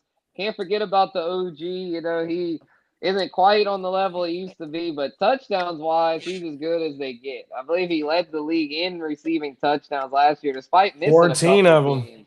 14 of them, even though he missed 3 games. So he didn't I'm taking him higher damn near than everybody you got on there, except for I forgot who 13, 14 was. I'm taking Devontae over a lot of them dudes, bro. 100%. Like Tino said, he on one of the best teams in the league. That motherfucker, a lot of them touchdowns that we just talked about, 14 of them joints, bro, they throwing them the ball at the 2-yard line. And then, that's not going to die down because they going to put up 30 points per game. Keyron Williams, fumbling motherfucking machine. Puka not a red zone threat like that, even though they can score him up. And all them fucking tight ends that they got, Devontae better than all them in the red zone, bro. 100%. Give me Devontae over all them dudes. They literally brought Devontae over there because McVay was probably like, hey, Matt, you think we could do that back shoulder fade shit from the 1 and 2 yard line like Roger said? Bro. Yeah, let's bring over Adams then. He got feet work. He's just not a super duper physical specimen. His game is predicated off feet work and fucking hands, dog. And Rogue ain't gonna lose. He's not losing a step, bro. He's still getting busy. Hey, look, he kills people with his footwork off that line, Footwork, bro. 100% right off the line. You're not touching him. Yeah. And he was getting used deep last year too. Oh my goodness. Yeah. Bro, Devontae Adams, he ain't dying off, bro. I'm taking him a lot of them receivers we just talked about. Yeah. All right. Here's one: Devontae or T. Higgins. Who we take? Devontae. I'll take Devontae over Zay too. Honestly, easy facts. Easy. Yeah. Like I would at Zay though. I ain't mad at Zay, but like I'm lucky. I'm going after Devontae as my WR2 this year, bro. 100%. Okay, all right, here's one for y'all. Devontae or Garrett Wilson? Devontae. 100%, bro. I'm taking Devontae, bro. Give me them tutties, bro. I ain't expecting him to do 14 again this year, but he could up his motherfucking receptions this year. 100%. He might hit for dub for all we know. Like, he might hit on. He missed 3 games last year. Whole world, bro. Like, he was doubling up in some of those games. That's whole world, bro. And you got Puka on the other side too. Even though they play a lot of 13, bro. Oh my mama, he's still getting busy, bro. It gets him. It makes it a whole lot easier for him to get busy as well. Matt Stafford was probably like, "Listen, look." If they go and got Devontae, Matt Stafford was the MVP. Who Devontae was a part of the back-to-back MVP before they moved on. Aaron Rodgers. Oh, world, you know what I mean? Like Devontae is a massive piece there.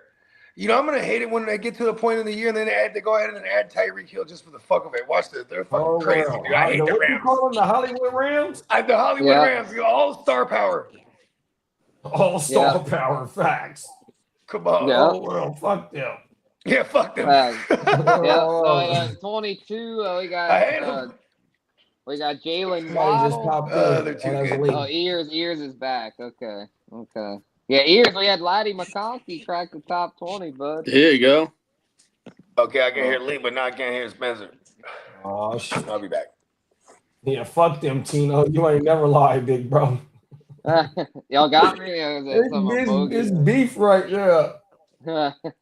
All right. So, yeah, Jalen Waddle at 22. I think he's going to bounce back this year, first year in Denver. Yep. You know, Bo Nix, Sean Payton's system. I think that's going to be a recipe for success. I think he's a WR2 this year. I think I know Sutton's there, but they paid Waddle, man. Waddle's a guy they're going to feature. They gave up a lot to bring him in, and he's a little younger and in the prime of his career. So I think if healthy, Waddle for sure finish top 24, maybe even higher in that system. Okay. Bo Nix led the NFL in pass attempts last year. I want to say this. I've been chasing Frankenstein status when it comes to Sean Payton, like whether it's the Pat Bryant or whether it's anyone or Troy Franklin, anyone that I felt like that he's going to be favoring in the slot in the Sean Payton, and they went and traded for the guy. You know what I mean? Like last year, Mike McDaniels without Tyreek, he started moving Waddle on the outside more. And Waddle, his the 23 finish, I think was WR8 or something like that in the PPR. He was balling. And I think that's what Sean Payton saw. He was like, "Listen, I need that guy.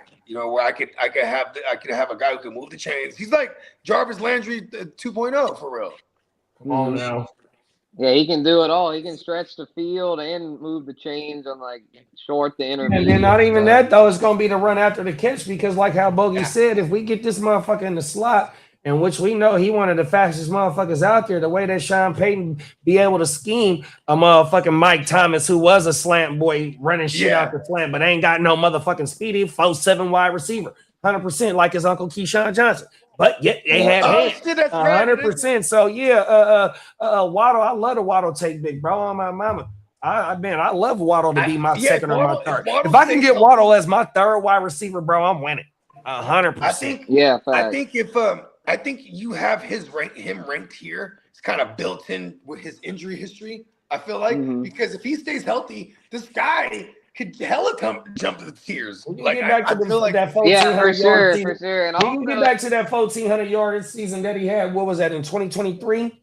Or 2024 when Tua was whenever because Tua led the league. I think Tua threw for 5,000 and him and Tyreek both had over 1,200 yards. Tyreek had like 17. He threw for like 45 or 4,600 that year, but yeah, he definitely 45 on my mama. There we go. Yeah, because it was just those two guys though. Straight 1,000-yard seasons, and then in the last 2 years he was under 1,000. But his first 3 years, bro, he was balling. The last couple of years, he missed quite a lot of time. Level, but yeah, he missed time. So 2024 he played 15 games because the video that I just did, I got about to drop that bitch here. Shameless plug. He played 15 games when John Newton was there, so it wasn't like he just missed a few. You know what I mean? 100%. A-Chain was balling. Tyreek was balling. Waddle didn't have too good of a season.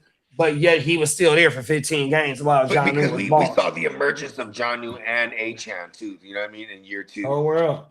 Yeah. Yeah. So I think a change of scenery will be good for Waddle. It's just that Sutton's still there, Troy Franklin, Pat Bryant. Good, easy Ingram. A good bit of competition for targets, but I think he'll get enough to be WR. And if it's one thing that we could point out, where I like where your ranking is too, just like even in the world where he stays healthy the whole year, this is a safe ranking right here because Sean Payton will move that ball around. Like everyone, they target the fuck out of everybody there. You know what I mean? Like I mean, Bo Nix led the league in pass attempts last year. Yeah, but even would you rather have Pickens and Lamb or Devontae and Newton? Ooh, that's tough. Pickens and Lamb somehow. Yeah, I think Pickens and Lamb, but it's close. And then he said Waddle or Flowers. I'm gonna lean Flowers. I like Waddle, honestly. Well, the reason why I like Waddle is because I'd rather get the value on Waddle. Like I feel like I'm gonna pay less for Waddle. Barton Flowers gets hurt, and we don't predict injuries. Flowers, his production is there, bro. Oh my mama, he won a Lamar, and just the way that they play their offense, the way they stuck the defense up, bro. He beating everybody over the top, bro.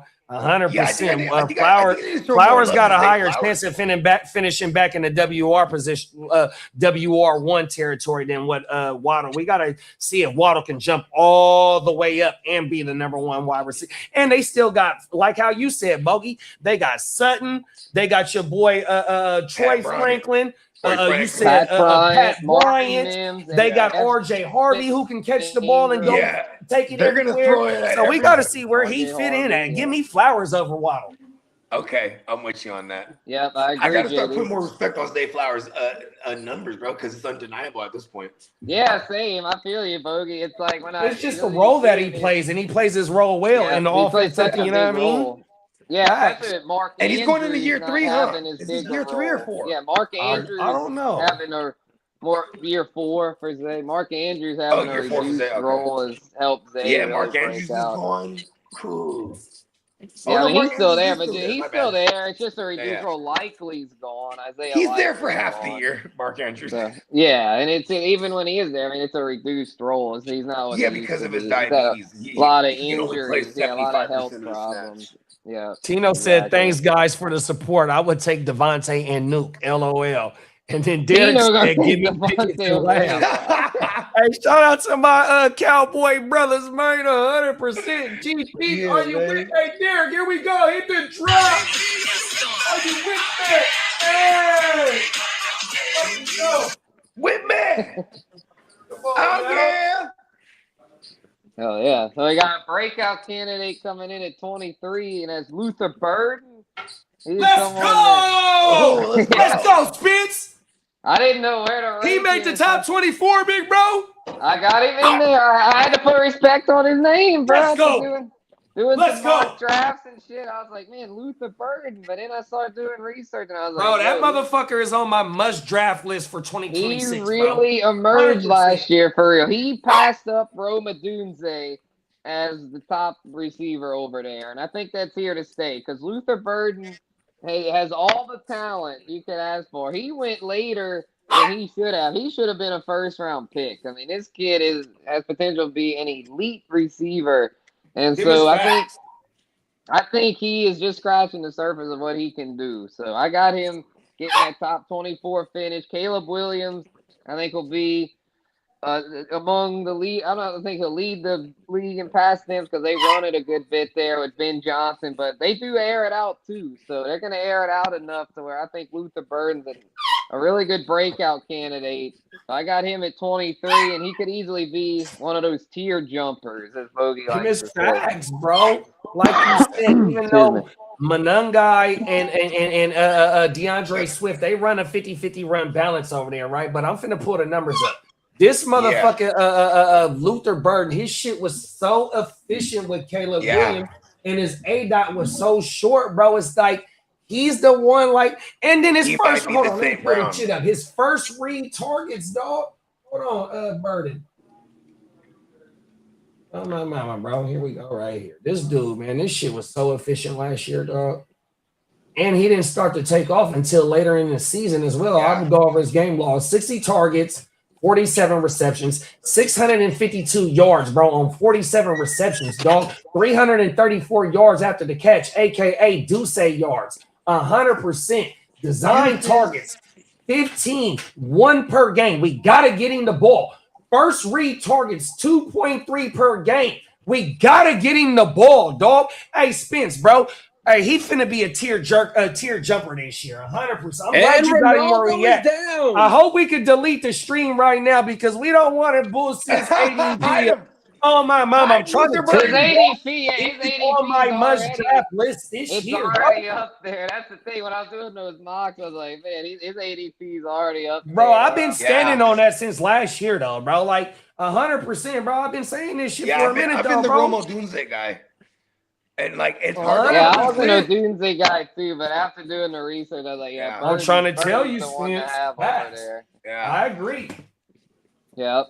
So coming in at 24, we got another OG, Mike Evans. I got Evans here going Niners, a change of scenery. We talked about Waddle, the change of scenery guy. I think Evans, a change of scenery could do wonders for him as well. He had his first 9,000-yard season last year, but I think he'll bounce back assuming he missed a lot of time too.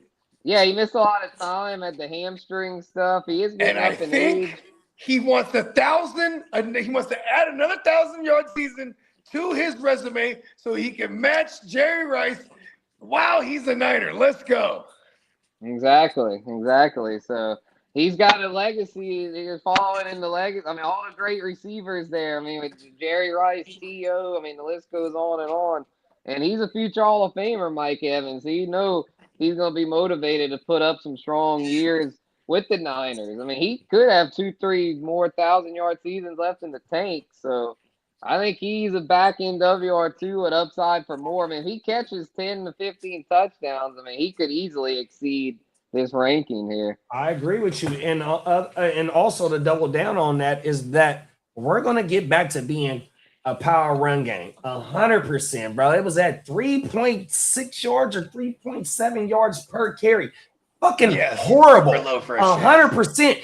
This is why you bring Mike Evans in. This is why you draft Keyron Black in the 3rd round. This is why you give Trent Williams his motherfucking money. This is why you go into the season with the cohesiveness, except for one offensive line position that's up for grabs, which is the left guard. Other than that, you got the same offensive line, and motherfuckers was banged up. It's time to get this run game going, because if they can get over the 4 yards per carry, bro, you're steaming Mike Evans up off the play action, bro, tearing their ass up. And you got Christian McCaffrey, who's coming out. We seen what he did in the motherfucking receiving game last year. And then you got Keyron Black, who they say he's looking nasty in camp. 100%. We get back to that dominating run game that we had in 2022, lost in the NFC Championship, 2023 Super Bowl year. The last 2 years of football, they've been terrible, bro. We got to run the ball. That way it helps Brock Purdy be able to drop back, scan the field, dimes, 100%. Sucking the defense up, bro. I keep saying this shit about my team, bro. Oh, man, we got to go back to dominating the run game. Facts. Yep, and then Mike Evans, bro, I mean, he'll play his part. I mean, he'll play his part, especially with Kitteh being a little banged up to start the year. You know, he's going to get peppered with targets. Jawan Jennings no longer there. IU more than likely out the door. To where, I mean, what's the target competition? I mean, you still got Ricky Pearsall, DeMarcus Robbins. Is DeMarcus Robbins still over there? Yeah, he's still here. The only thing with the Niners is like you really don't have to have a lot of targets to eat. Yeah, that's the thing. Speaking of Brandon Ayuk, Brandon Ayuk did 1,400 yards on 75 catches. That's like 17 yards per catch. That's what Mike Evans do. Bro, if you can establish the run to 4.5 yards per game and you got McCaffrey, bro, I don't give a fuck what corner is out there, bro. Mike Evans is still dominating 100%. It's not like these Tampa Bay shit where you just don't got a dominant running game and Baker throwing for the last 3 years 30 times a game. Bro, we don't do that 100%. You know what I mean? So, yeah, Mike Evans is going to be able to tier jump as well, like where you got him at the 24, bro. He can easily sneak into the top 15, bro. Facts, yeah. Because I mean, at the end of the day, like I was saying, the identity of the Kyle Shanahan offense is that power run game. At its core, the identity is just that. So, and they've got some young backs over there, and then you also brought in Christian Kirk. But I mean, it's like at this point, Christian Kirk is very much just a complimentary option to where it's like Mike drafted Striblin. You get Jordan Watkins back healthy this year. You get Jacob Cowan, because like before the 2025 draft, they've been attacking the wide receiver position for the last 2 drafts. They took Ricky Pearsall and Jordan Cowan in the same draft, and then the following year they took Jordan Watkins, and then the following year they took Striblin. Bro, they've been attacking the wide receiver position for the last 3 drafts. You feel me? 100%. But now you get Mike Evans, bro. You've never had that type of wide receiver since Randy Moss, bro. So now you only get maybe 1 or 2 years. But just imagine these young bulls learning behind a future Hall of Fame wide receiver and what that can do for them as well, bro. Yep. Things are looking up for the gang, man. Come on now. Coming in at 25, we got a bounce back candidate, Scary Terry McLaurin, the laddie, coming in at 25. I think he'll bounce back this year with a healthy JD5. He was a bust last year, and then he had another issue with Terry last year, I think, was the holdout. He held out a while trying to get a new deal, and I think that lack of an offseason caused him to potentially get hurt because he missed a lot of time last year. Only played 10 games. That's all he played was 10 games last year? As they come. 5 straight, looking at right here on a PFR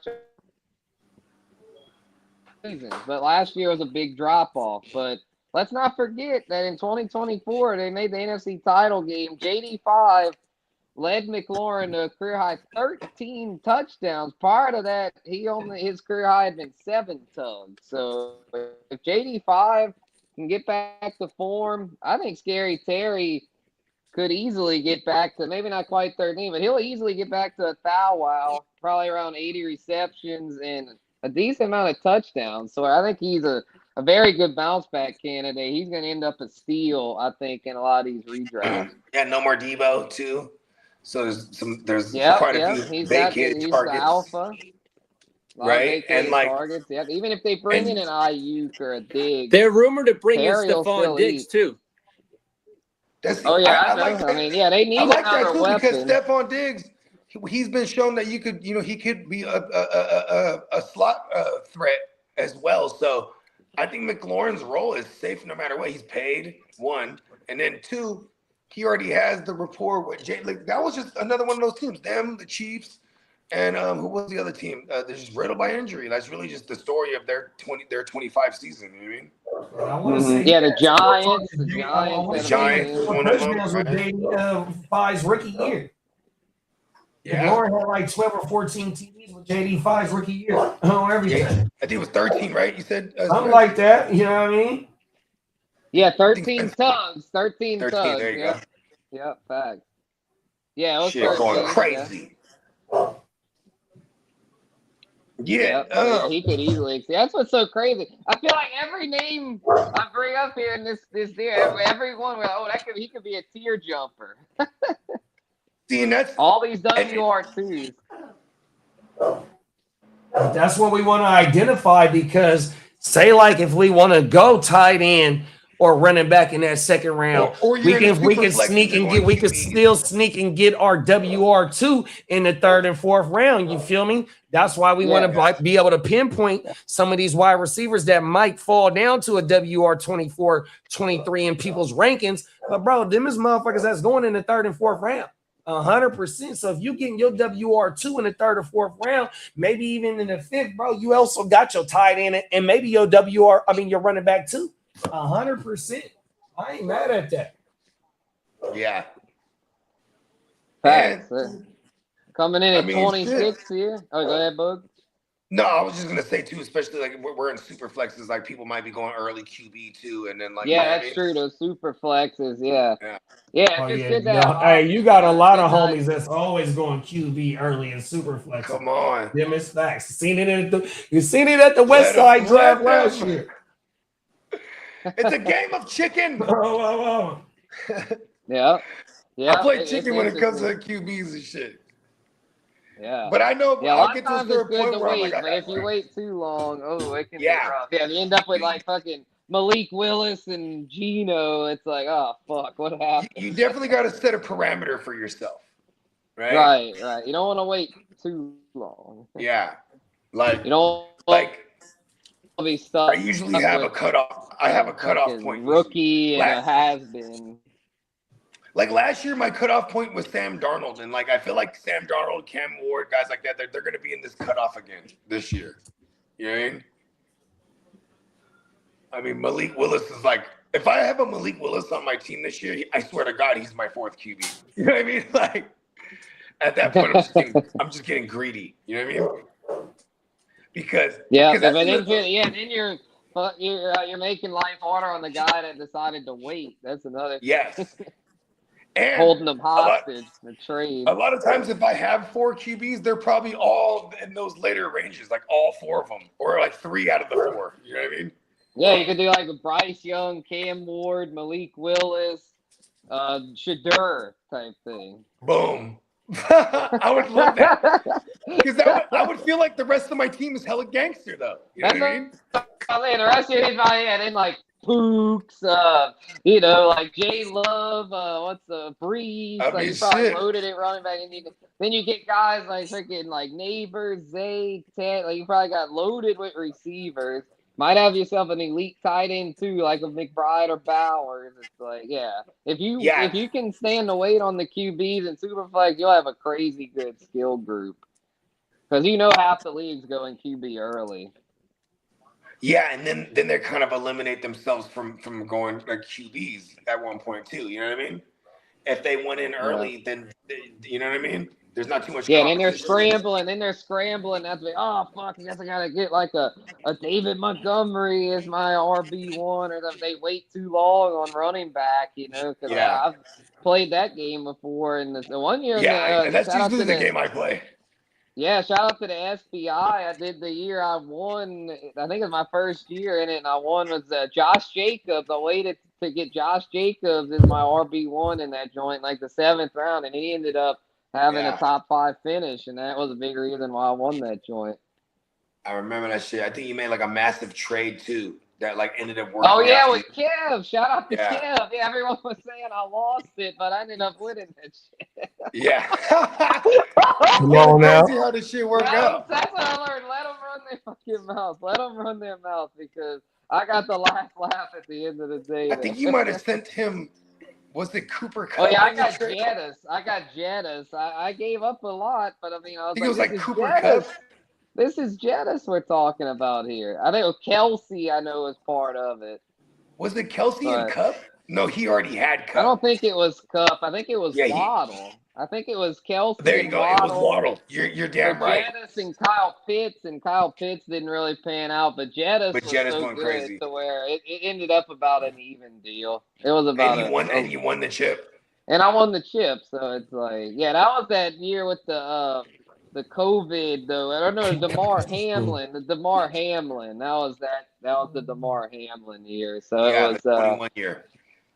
Yeah, that was crazy. But anyway, back to the range here. 26, we got Jameson Williams. Going my guy. Here at 26, man. I mean, he had a hell of a season last year. He is very solid. I mean, for PPR, his upside is a little capped because he's not a he's very solid. Yeah. Continue. I had your back. No, that's all good. Can I ask a question here?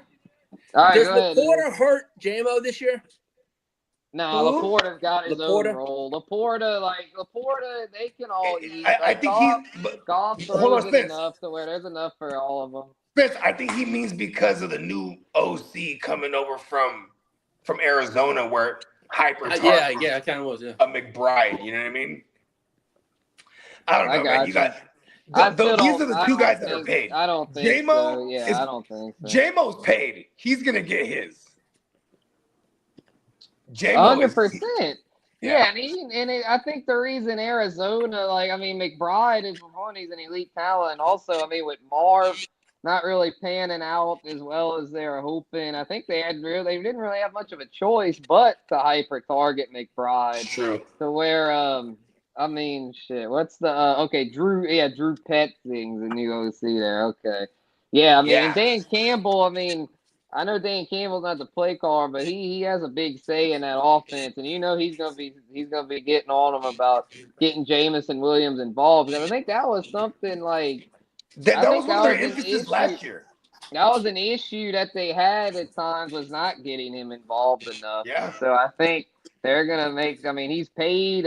Past 2 years over 1,000 both years. Around 60 receptions both years, 7 touchdowns both years. He's very consistent. So what it is that ain't consistency. Last year was 102 targets and 65 receptions. That's highly inconsistent. He's a 50-50 ball. He's 17.2 yards per catch on 65 motherfucking catches, but only at 1,100 yards. But when he catch that motherfucker and when they connect, he is getting busy. Even though he was the WR12 last year, that shit hit 100%, but it got to get a little bit more efficient. It got to be efficient and more for it to be able to stick around consistently for him to maintain that production. And where Spence got him at, you getting him for a bargain for sure. That's the thing. He was like, he was the WR12 last year. I mean, I got him at WR26, which is like, you got him at the right spot. But I love Lee's question. But I love Lee's question just based on Laporta too, though, and based on what Gibbs being the main factor now, 100%. Where is that gonna fit in at though with Jamo? Oh my mama. But here's one thing I do want to point out, because you just nailed it right there, JD. You said he has a 17.2 yard A dot, and you know no, that was yards per catch. Oh, yards per catch, right? Okay, so his yards per catch average, right? But here's another thing too: is like if he is a more so a down the field threat, golf. That's where Goffle's game is the weakest. When he goes, when you know what I mean, when he starts stretching the field, that's where his completion rating isn't the greatest. You know what I mean? So if and Jamo, they try to find ways to get the ball in his hands, but man, you nailed it. We got Laporta coming back this year. He was missing almost the entirety of the year last year. Jamo managed to. I still remember that motherfucker taking that reverse on us in the NFC Championship. Yeah, exactly. They want to get that motherfucker still running against us right now, big bro. Oh my mama. He still would have been running. Yeah, hey, but look at we went to the chipper. What? Once they get that boy the ball in his hands, he is nasty. You know, I mean, I'm just looking at it now. I didn't know that motherfucker was a WR12 last year. That's what I'm saying. And to clarify, I mean, I'll admit he's not consistent on a per game basis, but season stats wise, I mean, it's his season stats back to back years have been very, very. When he booms, he booms. Exactly. He booms. The boom-a-day. It might be a roller coaster, but at the end of the day, he's going to get his number. So it makes him a very solid flex. Let me catch up in the chat, man. Derek said, man, I went to the shit with Malik Willis last year. No, West Side, but I did have Jordan Love too. Oh, wow. Yeah, then we got the clock management fella in the building, and he said, "Dude, shout out to Clock, man. Good looking Tino, and we got the Johnny Midden fella in the building. What's up, Johnny? John Midden, everybody. Let's get it. The gang is in the building. Yeah, I miss doing the shows with Clock, man. Clock, man, we would hold it down. I did those divisional breakdowns, man, back in the day. Mock draft Mondays too. Yeah, mock draft Mondays. Yeah, man. Yeah. Shout out to Clock, bro. He's a real one of the OGs. Come on, dog. We keep the good. We keep the conglomerate, and it's bigger than content. Even if we ain't doing content, we still rocking with everybody that rock with us, bro. Oh yeah, real ones know. It's bigger than the content. Oh, 100%, 100%. Yeah, man. So yeah, we got Christian Watson here at WR27. I think he'll be a nice breakout candidate for this season. He just got paid. For one, and two, they featuring him now, man. I mean, he's their WR1 on paper with the boy no longer over there, Wicks, and they lost and another Dobbs. Boy. Dobbs, Dobbs. That's the one I was trying to think of. Romeo, no more Romeo over there. So that's a good thing. Vacated target, right? Yeah, ended up in New England, but yeah, I think Christian Watson is set the ball out this year. I mean, they believe in him. The organization showed that they believe in him, and Green Bay is a smart organization. They tend to, when they pay someone, that player tends to produce. And so I know Watson's career numbers aren't that amazing or anything. I mean, if anything, they've been a letdown. But he's coming into his own year. Exactly. I think year 5 this is the year he puts it all together, and he could end up being one of those tier jumpers. If anything, I might swap him and J-Mo because it's like, I mean, Watson's the go-to over there in Green Bay. We don't have to worry about a lack of targets for him. Yeah, and we saw, listen, I know the jury's still out on Matthew Golden, but this is why they don't draft receivers in the first round, because they don't know what they're doing, apparently. But when it comes to someone like a Christian Watson, who they drafted in the second round just a few years ago, and they traded up to do so, they had big plans for him. If you remember, his very first play of his career was it was week 1 of his rookie year, Aaron Rodgers absolutely bombs it to him, 60-yarder, no one in front of him. It hits his hands, he drops it, and then it took him like 4 or 5 weeks to fucking get his confidence back. But Aaron Rodgers, like, he put it right on him. And you know how it was too when you fuck around with Aaron Rodgers, like, bro, you just dropped the house call. Bro. Yeah, Rodgers is like probably like, fuck, man, I don't trust him. He's in the doghouse for a month after that. Yeah, and then now you got him more than a calendar year removed from that ACL. You know what I'm saying? Like, I really like Christian Watson a lot this year because I also don't think their defense until they get Parsons back. They might be in some shootouts early too. Like Christian Watson, and especially with Tucker Kraft, they say he was going to be ready for week 1. What if he's not? You know what I mean? Like Christian Watson could be a real focal point here. I mean, obviously they love Josh Jacobs, but it's not like they pepper him in the passing game. And who else the fuck is there? Jaden Reed. Jaden Reed. I mean, Matthew Matthew Golden. He didn't really show a whole lot. Yeah, I mean, who else they got? I mean, they brought in. They don't really have it. Bo Melton's still there, and Savion. Oh my God, Bogard Melton. Yeah, Bogard Melton. Yeah, hey, look at that motherfucker playing DB last year, I think. Come on, dual threat. Shout out to my son. There's a lot of targets up for grabs there. So yeah, Christian Watson, he could easily be a tier jumper. So come on now, got him. Actually, just moved him up to 26. Swapped him in Jammo. Come on, there it is. Look at him. He's moving up. Yep, we gotta be flexible with these ranks here, man. When we get this shit, bro. We gotta,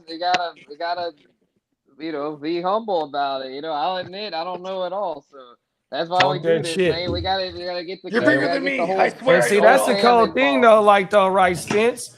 I say it here and I say it all the motherfucking time, bro. When I first got into fantasy football, I was searching out content. Now that I make content and I make content with great motherfuckers, bro, I don't need no other motherfucking fantasy. I got my bros to bounce these ideas off with. And once we all, you know what I mean, bro, we know what we doing. Yeah, I literally watch no one else's content. But man, fuck them, bro. 100%. It ain't no disrespect. You know what I mean? My dog is a lyricist, right? He get influenced by certain shit, but bro don't listen to certain shit as well because motherfucker don't want to sound like a motherfucker. We don't want to have the same takes. That's why motherfucker don't pay attention to that bush. Oh, never mind. Yeah. Facts. That's all good. Everyone it's easy to talk ish, but the tough part is backing it up, and I feel like that's what we thrive at, is backing it up. We 100%. And we hold ourselves accountable. Facts, hold ourselves accountable. There's no bullshit over here. I mean, we keep it real, man. 100%. We win chippers over here. Come on now. Yeah, there go Kitteh right there talking about putting belts up on the motherfucking wall. Come on, bro. Exactly. Kitteh gets chippers every year since I've known. Come on now. He got 100%. titles on titles on titles. Yes, indeed. Coming in at 28, we got Carnell Tate, the Rook. We got the Rook here in this top 30 here. I think this rookie, man, he's the real deal. He got that Ohio State pedigree. And with Brian Daboll going over to Tennessee, that offense should be much better than last year. Cam Ward had a rough rookie season, but he showed some promise down the stretch. And I think Carnell Tate can be the guy there. I know Wandale. They brought in Wandale. He got paid. He's going to have a role. Calvin Ridley, they brought him back, even though he's not very reliable. So I think with that being said, Carnell Tate gambling. Is gonna, exactly. Carnell Tate is gonna be the one to have here for fantasy. I mean, every year these Ohio State guys come through. It seems Garrett Wilson, Olave, and Buka. Marv's kind of the exception. Marv hadn't really panned out, but he's still young, so you never know. But I think Carnell Tate, though, he has that ideal skill set that you want to produce right out the chute as a rookie. JSN, forgot to mention JSN as those Ohio State guys. So, and Buka last year. Right, I mentioned Books, Oh, you did. And to double down on the Carnell Tate, bro, Malik Neighbors' first season, bro, 170 targets. Wandale, that's with Brian Dable, that happened to coach Malik that rookie year, bro. Wandale was like 130, 140. They both placed in the top 12 of targets in 2024. 100%, bro. So with Carnell, and then with Carnell Tate, his bread and butter, bro, if you go look at his last year numbers, he was like at 17 yards per catch. 100%. That's why they brought in Wandale before the draft came. And now with Wandale, he got the short A dot. Now you got Carnell Tate who can take the top off. 100%, bro. They just got to get better at pass protection, because I work with Lee all day, every day. And how Herbert was sacked last year, the Hurricanes quarterback, he was at the top of the list. Oh my mama, he was getting fucked up last year. And you know what's getting better in the pass protection. Look at Kaleb the year prior as a rookie. He was getting fucked up too. Like 60 of them joints. Yeah, and you know, I kind of like this. And Chicago went out and fixed that. Oh, hold on. Sorry. I kind of like this because now at least Ward knows, like, all right, bro, I ain't finna get beat up like that again. You know what I mean? And like, you got a whole new regime. They're gonna lean on the run too. So, you know what I mean? And how good is their defense going to be? Because if their defense is, you know, just like it was last year, they're going to be in a lot of shootouts. So it's like, we love those receiving options. You know what I mean? Come on now. Yeah. Talk that shit, bro. Here goes a comment for you, Lee. Garbage time kings. Hey, Marco, I didn't say anything. I saw that and chuckled. That's why I was laughing. Oh, you seen it already. Okay. That's why I had to grin and laughing. I was like, okay. And then Bake said, I like Christian Watson too, but his reoccurring hamstring is troubling. Hope he stays healthy, but I feel like Jaden Reed will be overlooked by the defense with Kraft and Watson getting the number one looks, or the number one option, excuse me. Here's my thing about Reed is, like, he's just super unpredictable on how they're going to use him. And they go 12 personnel a fuck ton. And then when they do that, he's not on the field. You know what I mean? Like, you know, because you only got two receivers there in that formation. And he tends to never be that guy on there. He's like a 3 wide receiver set guy, or they got him in the backfield, or they're doing some tricky shit with him. You know what I mean? That's my only gripe against Jaden Reed. You know what I mean? Mm-hmm. Yeah, his usage is a little wonky, but maybe this year he'll get more. Maybe he'll be the second guy. They paid him. Matthew Golden, I mean, he didn't show much as a rookie, so I mean, you would think Jaden Reed would get those reps over Golden. And Jaden Reed and Watson just got paid in the last 2 years. Jaden Reed got paid the year before last, and Watson just got paid this year. Yeah, exactly. Oh, I thought they just paid Jaden Reed this year. It might have been this year. I know he just got some chalupa. He got like a $40 million deal or some shit like that. They paid like a few weeks. Like 3 years, $40 million. They paid like not long after free agency. And then Derek said CJ Stroud, Cam Ward, Caleb Williams, and Joe Burrow with these offensive lines last year. They're all. Caleb's offensive line was pretty good. I think the Bears' offensive line was not too bad, but those other I think he only had like 20 sacks last year. They were terrible. They gave him a 3-year extension pause. Who was that? Jaden Reed? Yeah, he got $50.25 million. I thought it was 40 something. He got 50, and then 20 guaranteed. Yeah, T. Higgins. Yeah, and Caleb only took 24 sacks last year. I knew it was in the 20s. Good shit, Caleb. Yeah, that's that PTSD, bud. You feel me? Line, Come on now. Ben Johnson. Like, fuck that. Emphasizes that. So. Yeah. All right. Have they done it? Oh, go ahead, Spencer. Go ahead.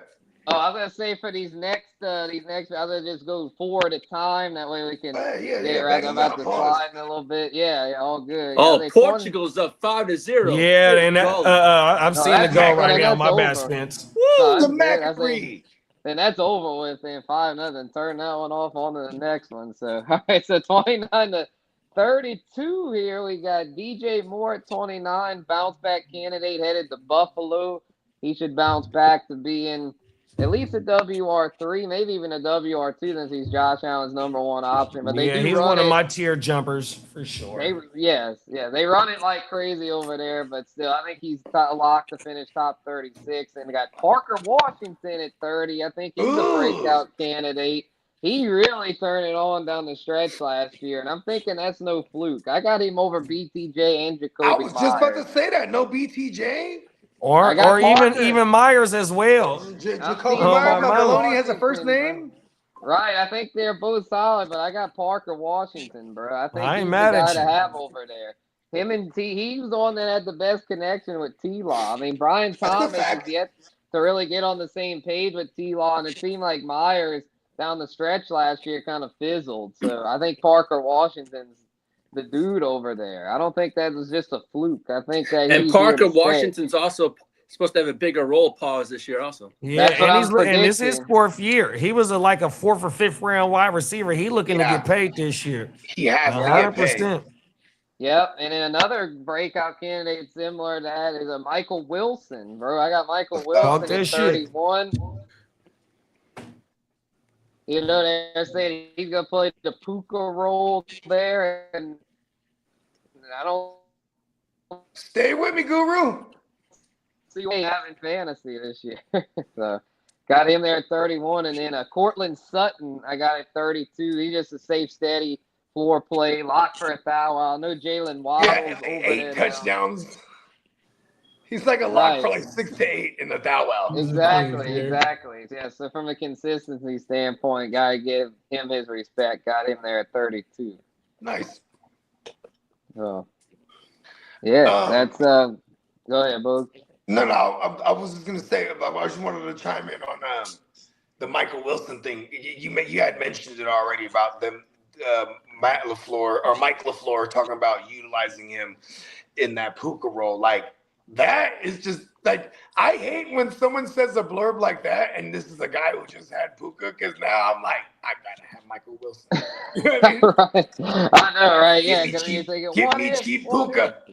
Yeah, I mean, And 78, you saw him be like Puka-esque last year. He had a foul wow last year. It's 1,000 on 78 catches and 7 tugs. So, yeah, I think he's here to stay. I mean, he had cheap Puka. He had freaking from week 10 on, man, he was going crazy. He had double-digit targets in over half those games. He was pacing for a Puka-esque season.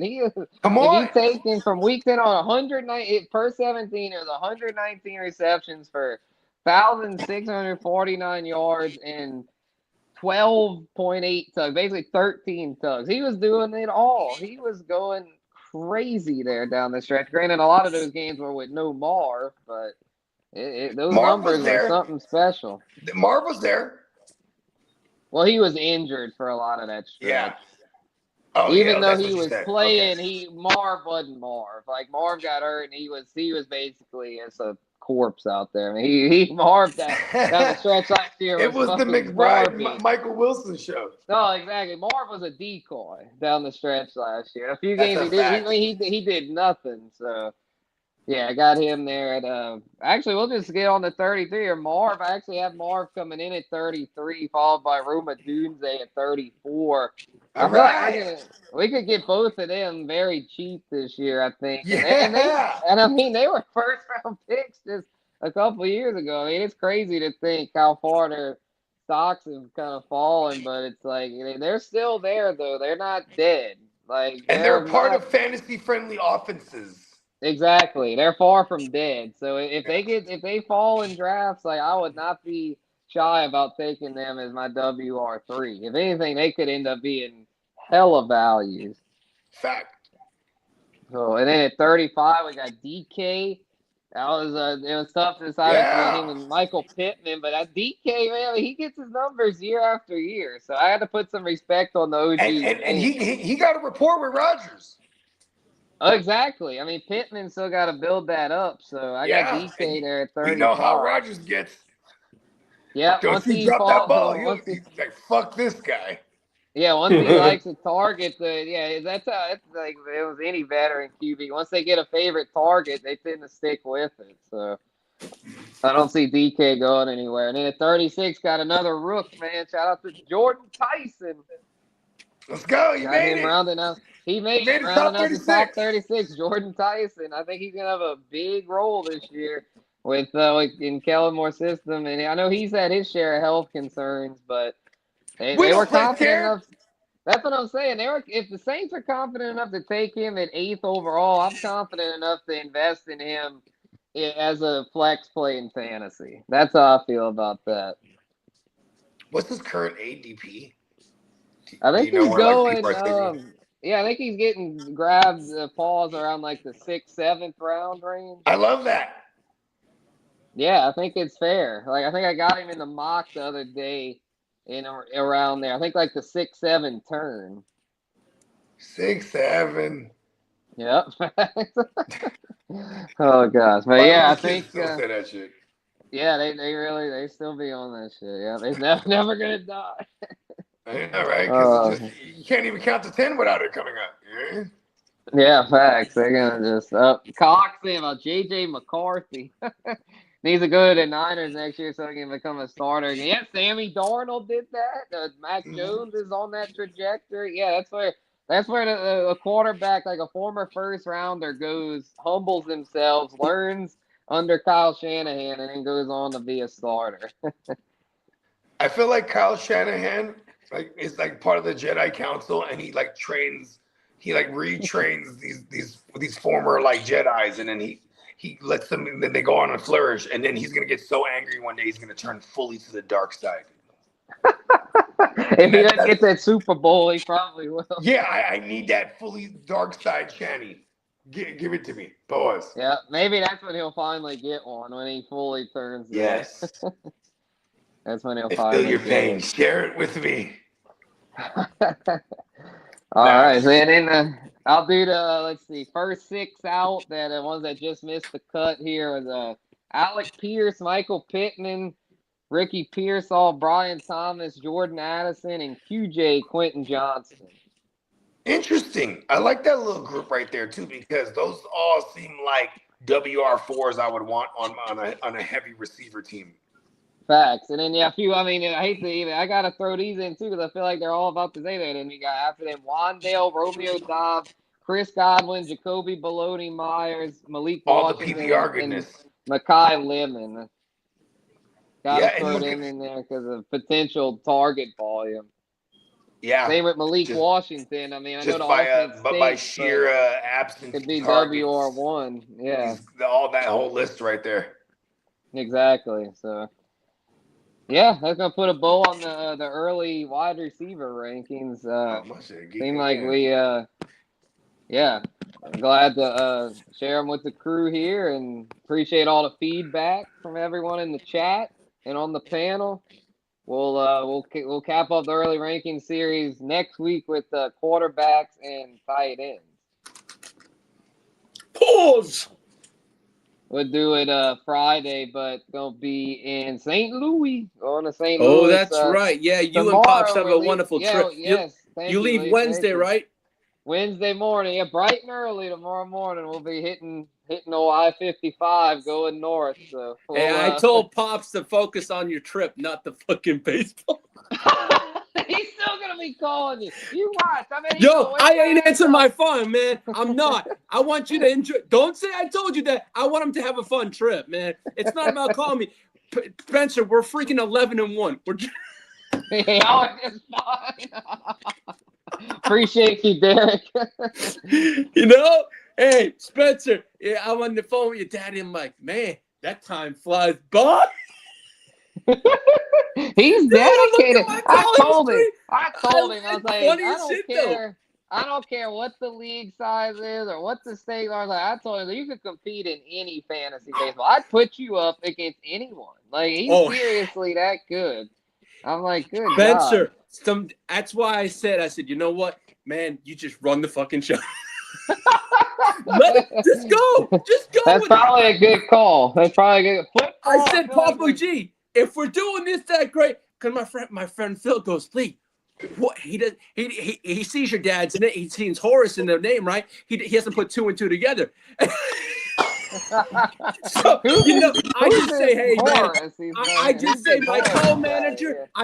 My co-manager runs the show. He goes, God damn, he's good. I go, that's why I let him run the show. Oh shit. That's funny. Phil goes, where do I hand the money over to you?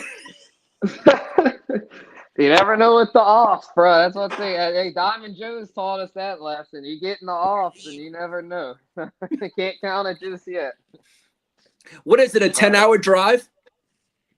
Probably. Well, with stops, probably more like 11. But yeah, not too bad. Especially since we got 3 of us who can take turns driving. So, who are you going to see? The Cardinals versus who?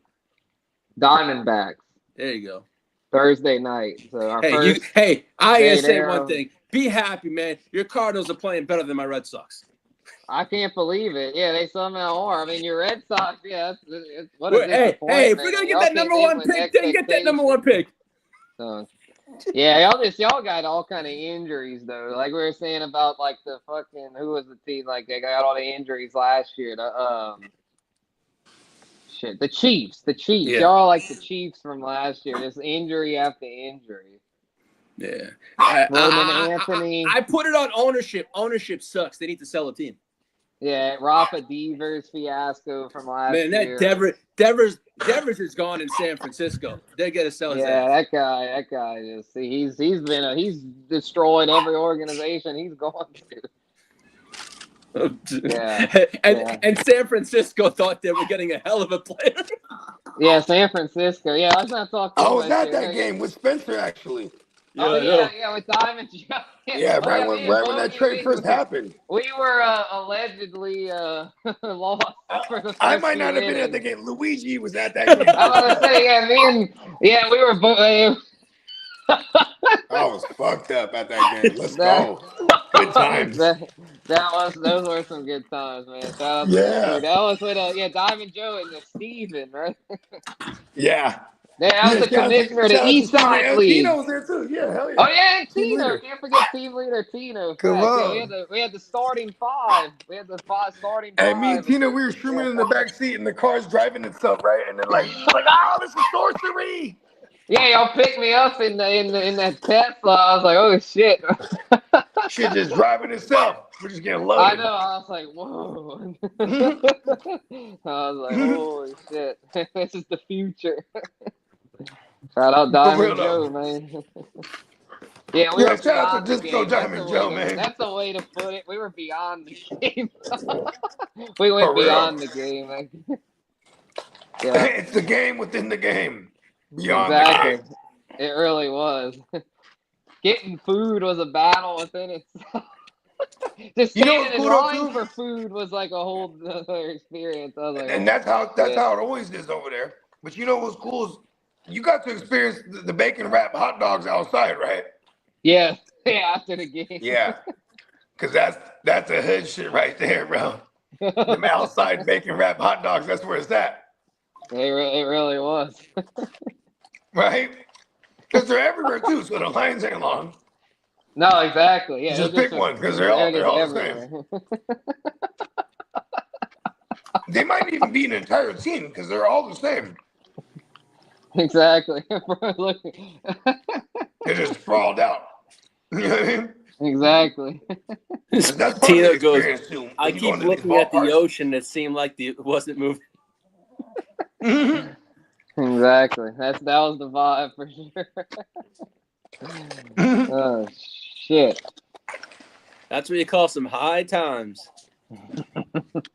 Allegedly. Allegedly. Facts. Danny is Vegas, bro. I don't think I'll be able to swing it this year, but I'm hoping next year. This year I've had too many other trips for like my paid time off with work, but next year, bro, that's the goal. Vegas 2027. That's the goal, man. Shout out to the Ginger Ninja. That should be some fun times. Oh yeah. No, I'm already looking forward to watching the streams. That West Side draft. Remember last year that West Side draft went crazy. So shout out to the crew. Lee versus Bones, bro. Y'all gonna have that heavyweight fight. Yeah, I gotta get my shirt. We're trying to work on how to do pay-per-view. Because I don't think we should give this one out for free. Exactly. People will pay for lead. See, they'll pay for lead versus bones. Oh yeah, I'll pay. Yes, I'm coming for my kneecap replacement. Pause. How about this though? If somehow, some way, are you guys going to Canton too, right, Spence? That's the plan. That's the plan. Okay. For August, hopefully for. I mean August, because here's the thing too. I had this idea, bro, and I was telling the guys earlier this because I thought of this. I was like, I'm trying to encourage Spencer to go ahead and that road trip to Canton for some kids that grew up as New Orleans Saints diehards, including your dad. You know what I mean? Going to see Drew Brees get inducted, that's content. Like that road trip too. Like I'm like you like vlog the whole thing or something. You know? Yeah, well, for that one would be flying. That one wouldn't be a road trip. Oh, okay. Assuming Even we better, can pull it flying. off. Oh yeah, if we can do it, because I still gotta get the time off from work approved. But if I can, then yeah, we'll be flying. We'll be getting on that jet for sure. And when is that? When is the inductee? Early August, I think first weekend of August. Okay, because I'm still trying to figure out if I can get you in Vegas for a night at least. You know what I mean? But I'm like, yeah, I was telling I want Denny, you to do that more than ever. Yeah, I was telling Denny, I was like, the goal is Vegas 27 for 27. Yeah. Yeah. Facts. Oh so, yeah. I'll be around though for the West Side stream. I'm looking forward to seeing what goes down this year. There. Last year was hella lit. Oh yeah, it was.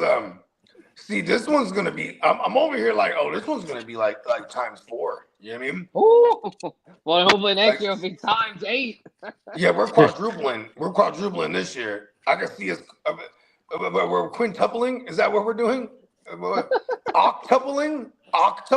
Is that 8 next year? That's 8. Quinn. I don't know why I'm thinking Quinn as like 6.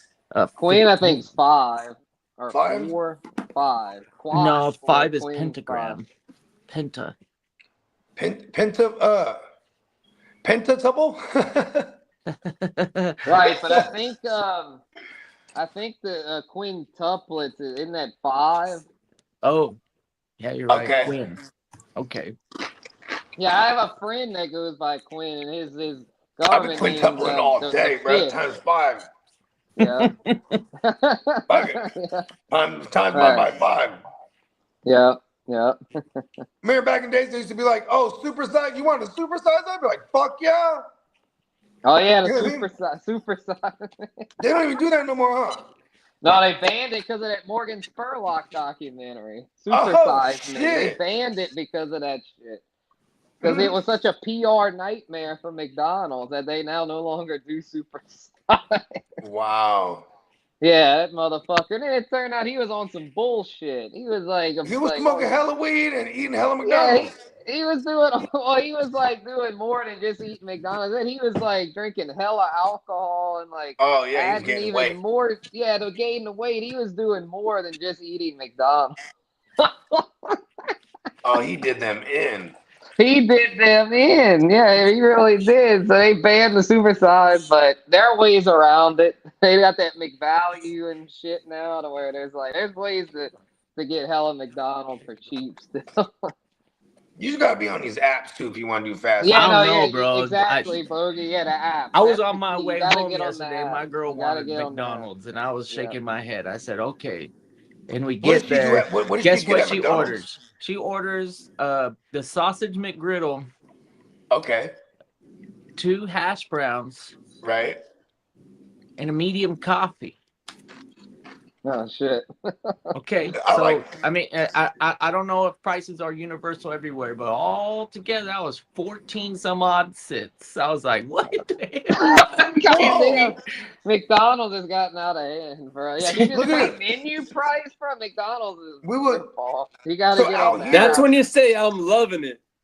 See, out here though, they have the only way. If you pay at regular prices, you ain't gonna be loving it because that shit's a rip. I'm just saying, Chili's got that $10.99 meal, and it looks pretty damn good on the TV advertisement. I'm like, damn, why? That's what me and Pop did on Sunday. We went to the fucking Chili's. I got a big ass chicken sandwich. He got chicken quesadillas, like a whole big ass plate of them things. Come on. Yeah, that shit's a deal. Unlimited chips and salsa. They have that shit at goes McDonald's crazy. over here. They got the 2 sausage McMuffin with egg for $6. So like, I'll buy like 4 of them for real. You know what I mean? Yeah, that's a good deal. And then I'll spend the rest. I'll just burn a dub and I'll spend the rest on hash browns, and I just put the hash browns in them. You know what I mean? Man, McDonald's hash browns are the best.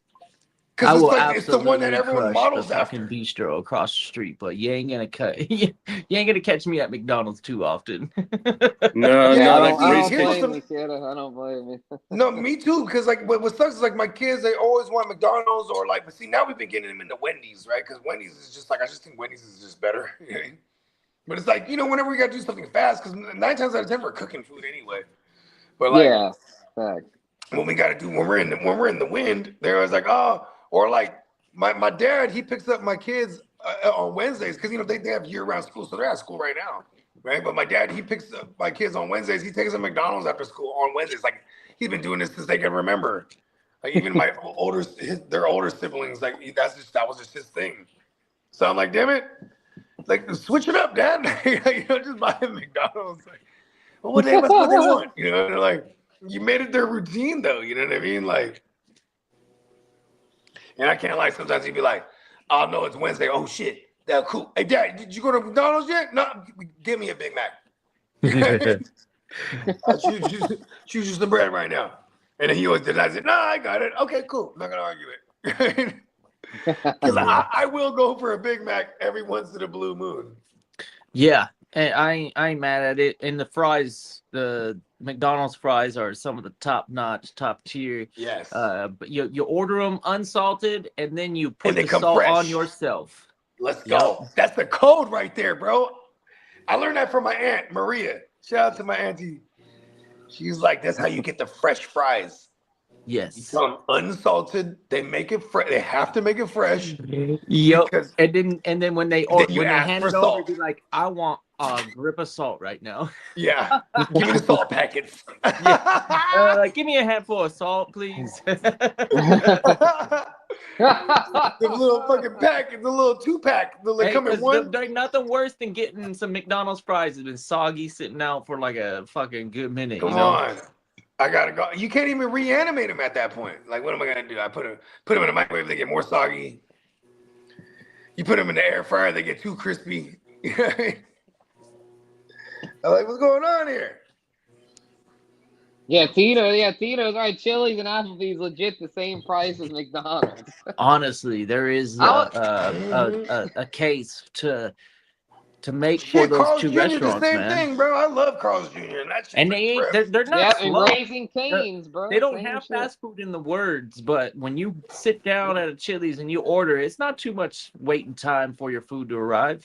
Especially like it's not like I can go get a drink at McDonald's unless we're in Vegas. Like if I'm at Applebee's, I have a drink, wait for my food. All of a sudden it's here. Hey, yeah. There you go. What's not to love about their bars too, man? Chili's bars. Hey, Chili bar used to go down, bro. Some nice seasonals. They rotate some nice fucking drinks. Tino will tell you we got this mall called the Eastridge Mall. And in that little like lot or whatever, they had a Chili's in there, and like that was like one of the pregame spots, like a local pregame spot. Like, all right, what are we doing tonight? I don't know. Meet me at Chili's. Just go hit a happy hour till we figure it out. You know what I mean? No, seriously. Or if like there's a game on or something, you know what I mean? And then you always run into people because Chili's would have regulars. Like oh, you see the homies there. Oh, what up? You know what I mean? We in this thing. What y'all doing tonight? Yeah, man. Local watering holes. Pause. That sounded crazy. I mean, in the pause era. You know what I mean? Oh yeah. Who's playing today? Next is England and Ghana. Yeah, England. Yeah. Are we going live for that? Yeah, JD. JD had to slide. He said he had to run some errands, but so he's setting it up to go live for that. Oh, okay, cool. Fuck yeah. In less than an hour, so we can if y'all are cool, we can shut this one down. Yeah, we can put a bow on this thing. Yes, sir. Yeah. That means I can get some lunch for the stream. For sure. Kitteh, do you have the admin controls, bro? Oh, I don't. Yeah, he did. Oh, no. I was asking a Catman if he had. Let's see. I could try to find the outro here. Let me see if I can find it. I'll just hit it. But if you wanna kill it, yeah, we got. You just in stream, and then at the top, after you click it, it'll ask you to play the outro, and then whatever loaded one is probably good. Okay, sweet. Sounds good. All right, fellas. Good show. Y'all stay tapped in. We're going. What's the World Cup game later? England and Ghana in less than about 45 New England minutes. and Ghana is going down. Do me a favor. Run Peacock's ad 2 before, and then after the ad, then end stream. But also head on over to PeacockMerch.com and take full advantage of the sale that goes on till the 30th. What's the sale? Do you know the specifics of the sale right now? It's $14.99 tees, and I believe it's 35% off. Oh shit! That's one of the better. That's one of the better annual deals we get. There we go. Yeah, these are the best sales, Jacques, because our tees go crazy. So there's nothing like getting 35% off. Yeah, you're getting more than a third off on the entire website, so that's pretty dope. I got the poster last time, so I did dabble into some of the extra stuff, and I'm it's as high quality as the t-shirts. I know. I got the pillow. It's kind of cool. Nice. Well, good shit, y'all. Yeah, y'all go shop over there. We about to run the ad for it and then shut it down. We'll see y'all for the England Ghana game. Peace.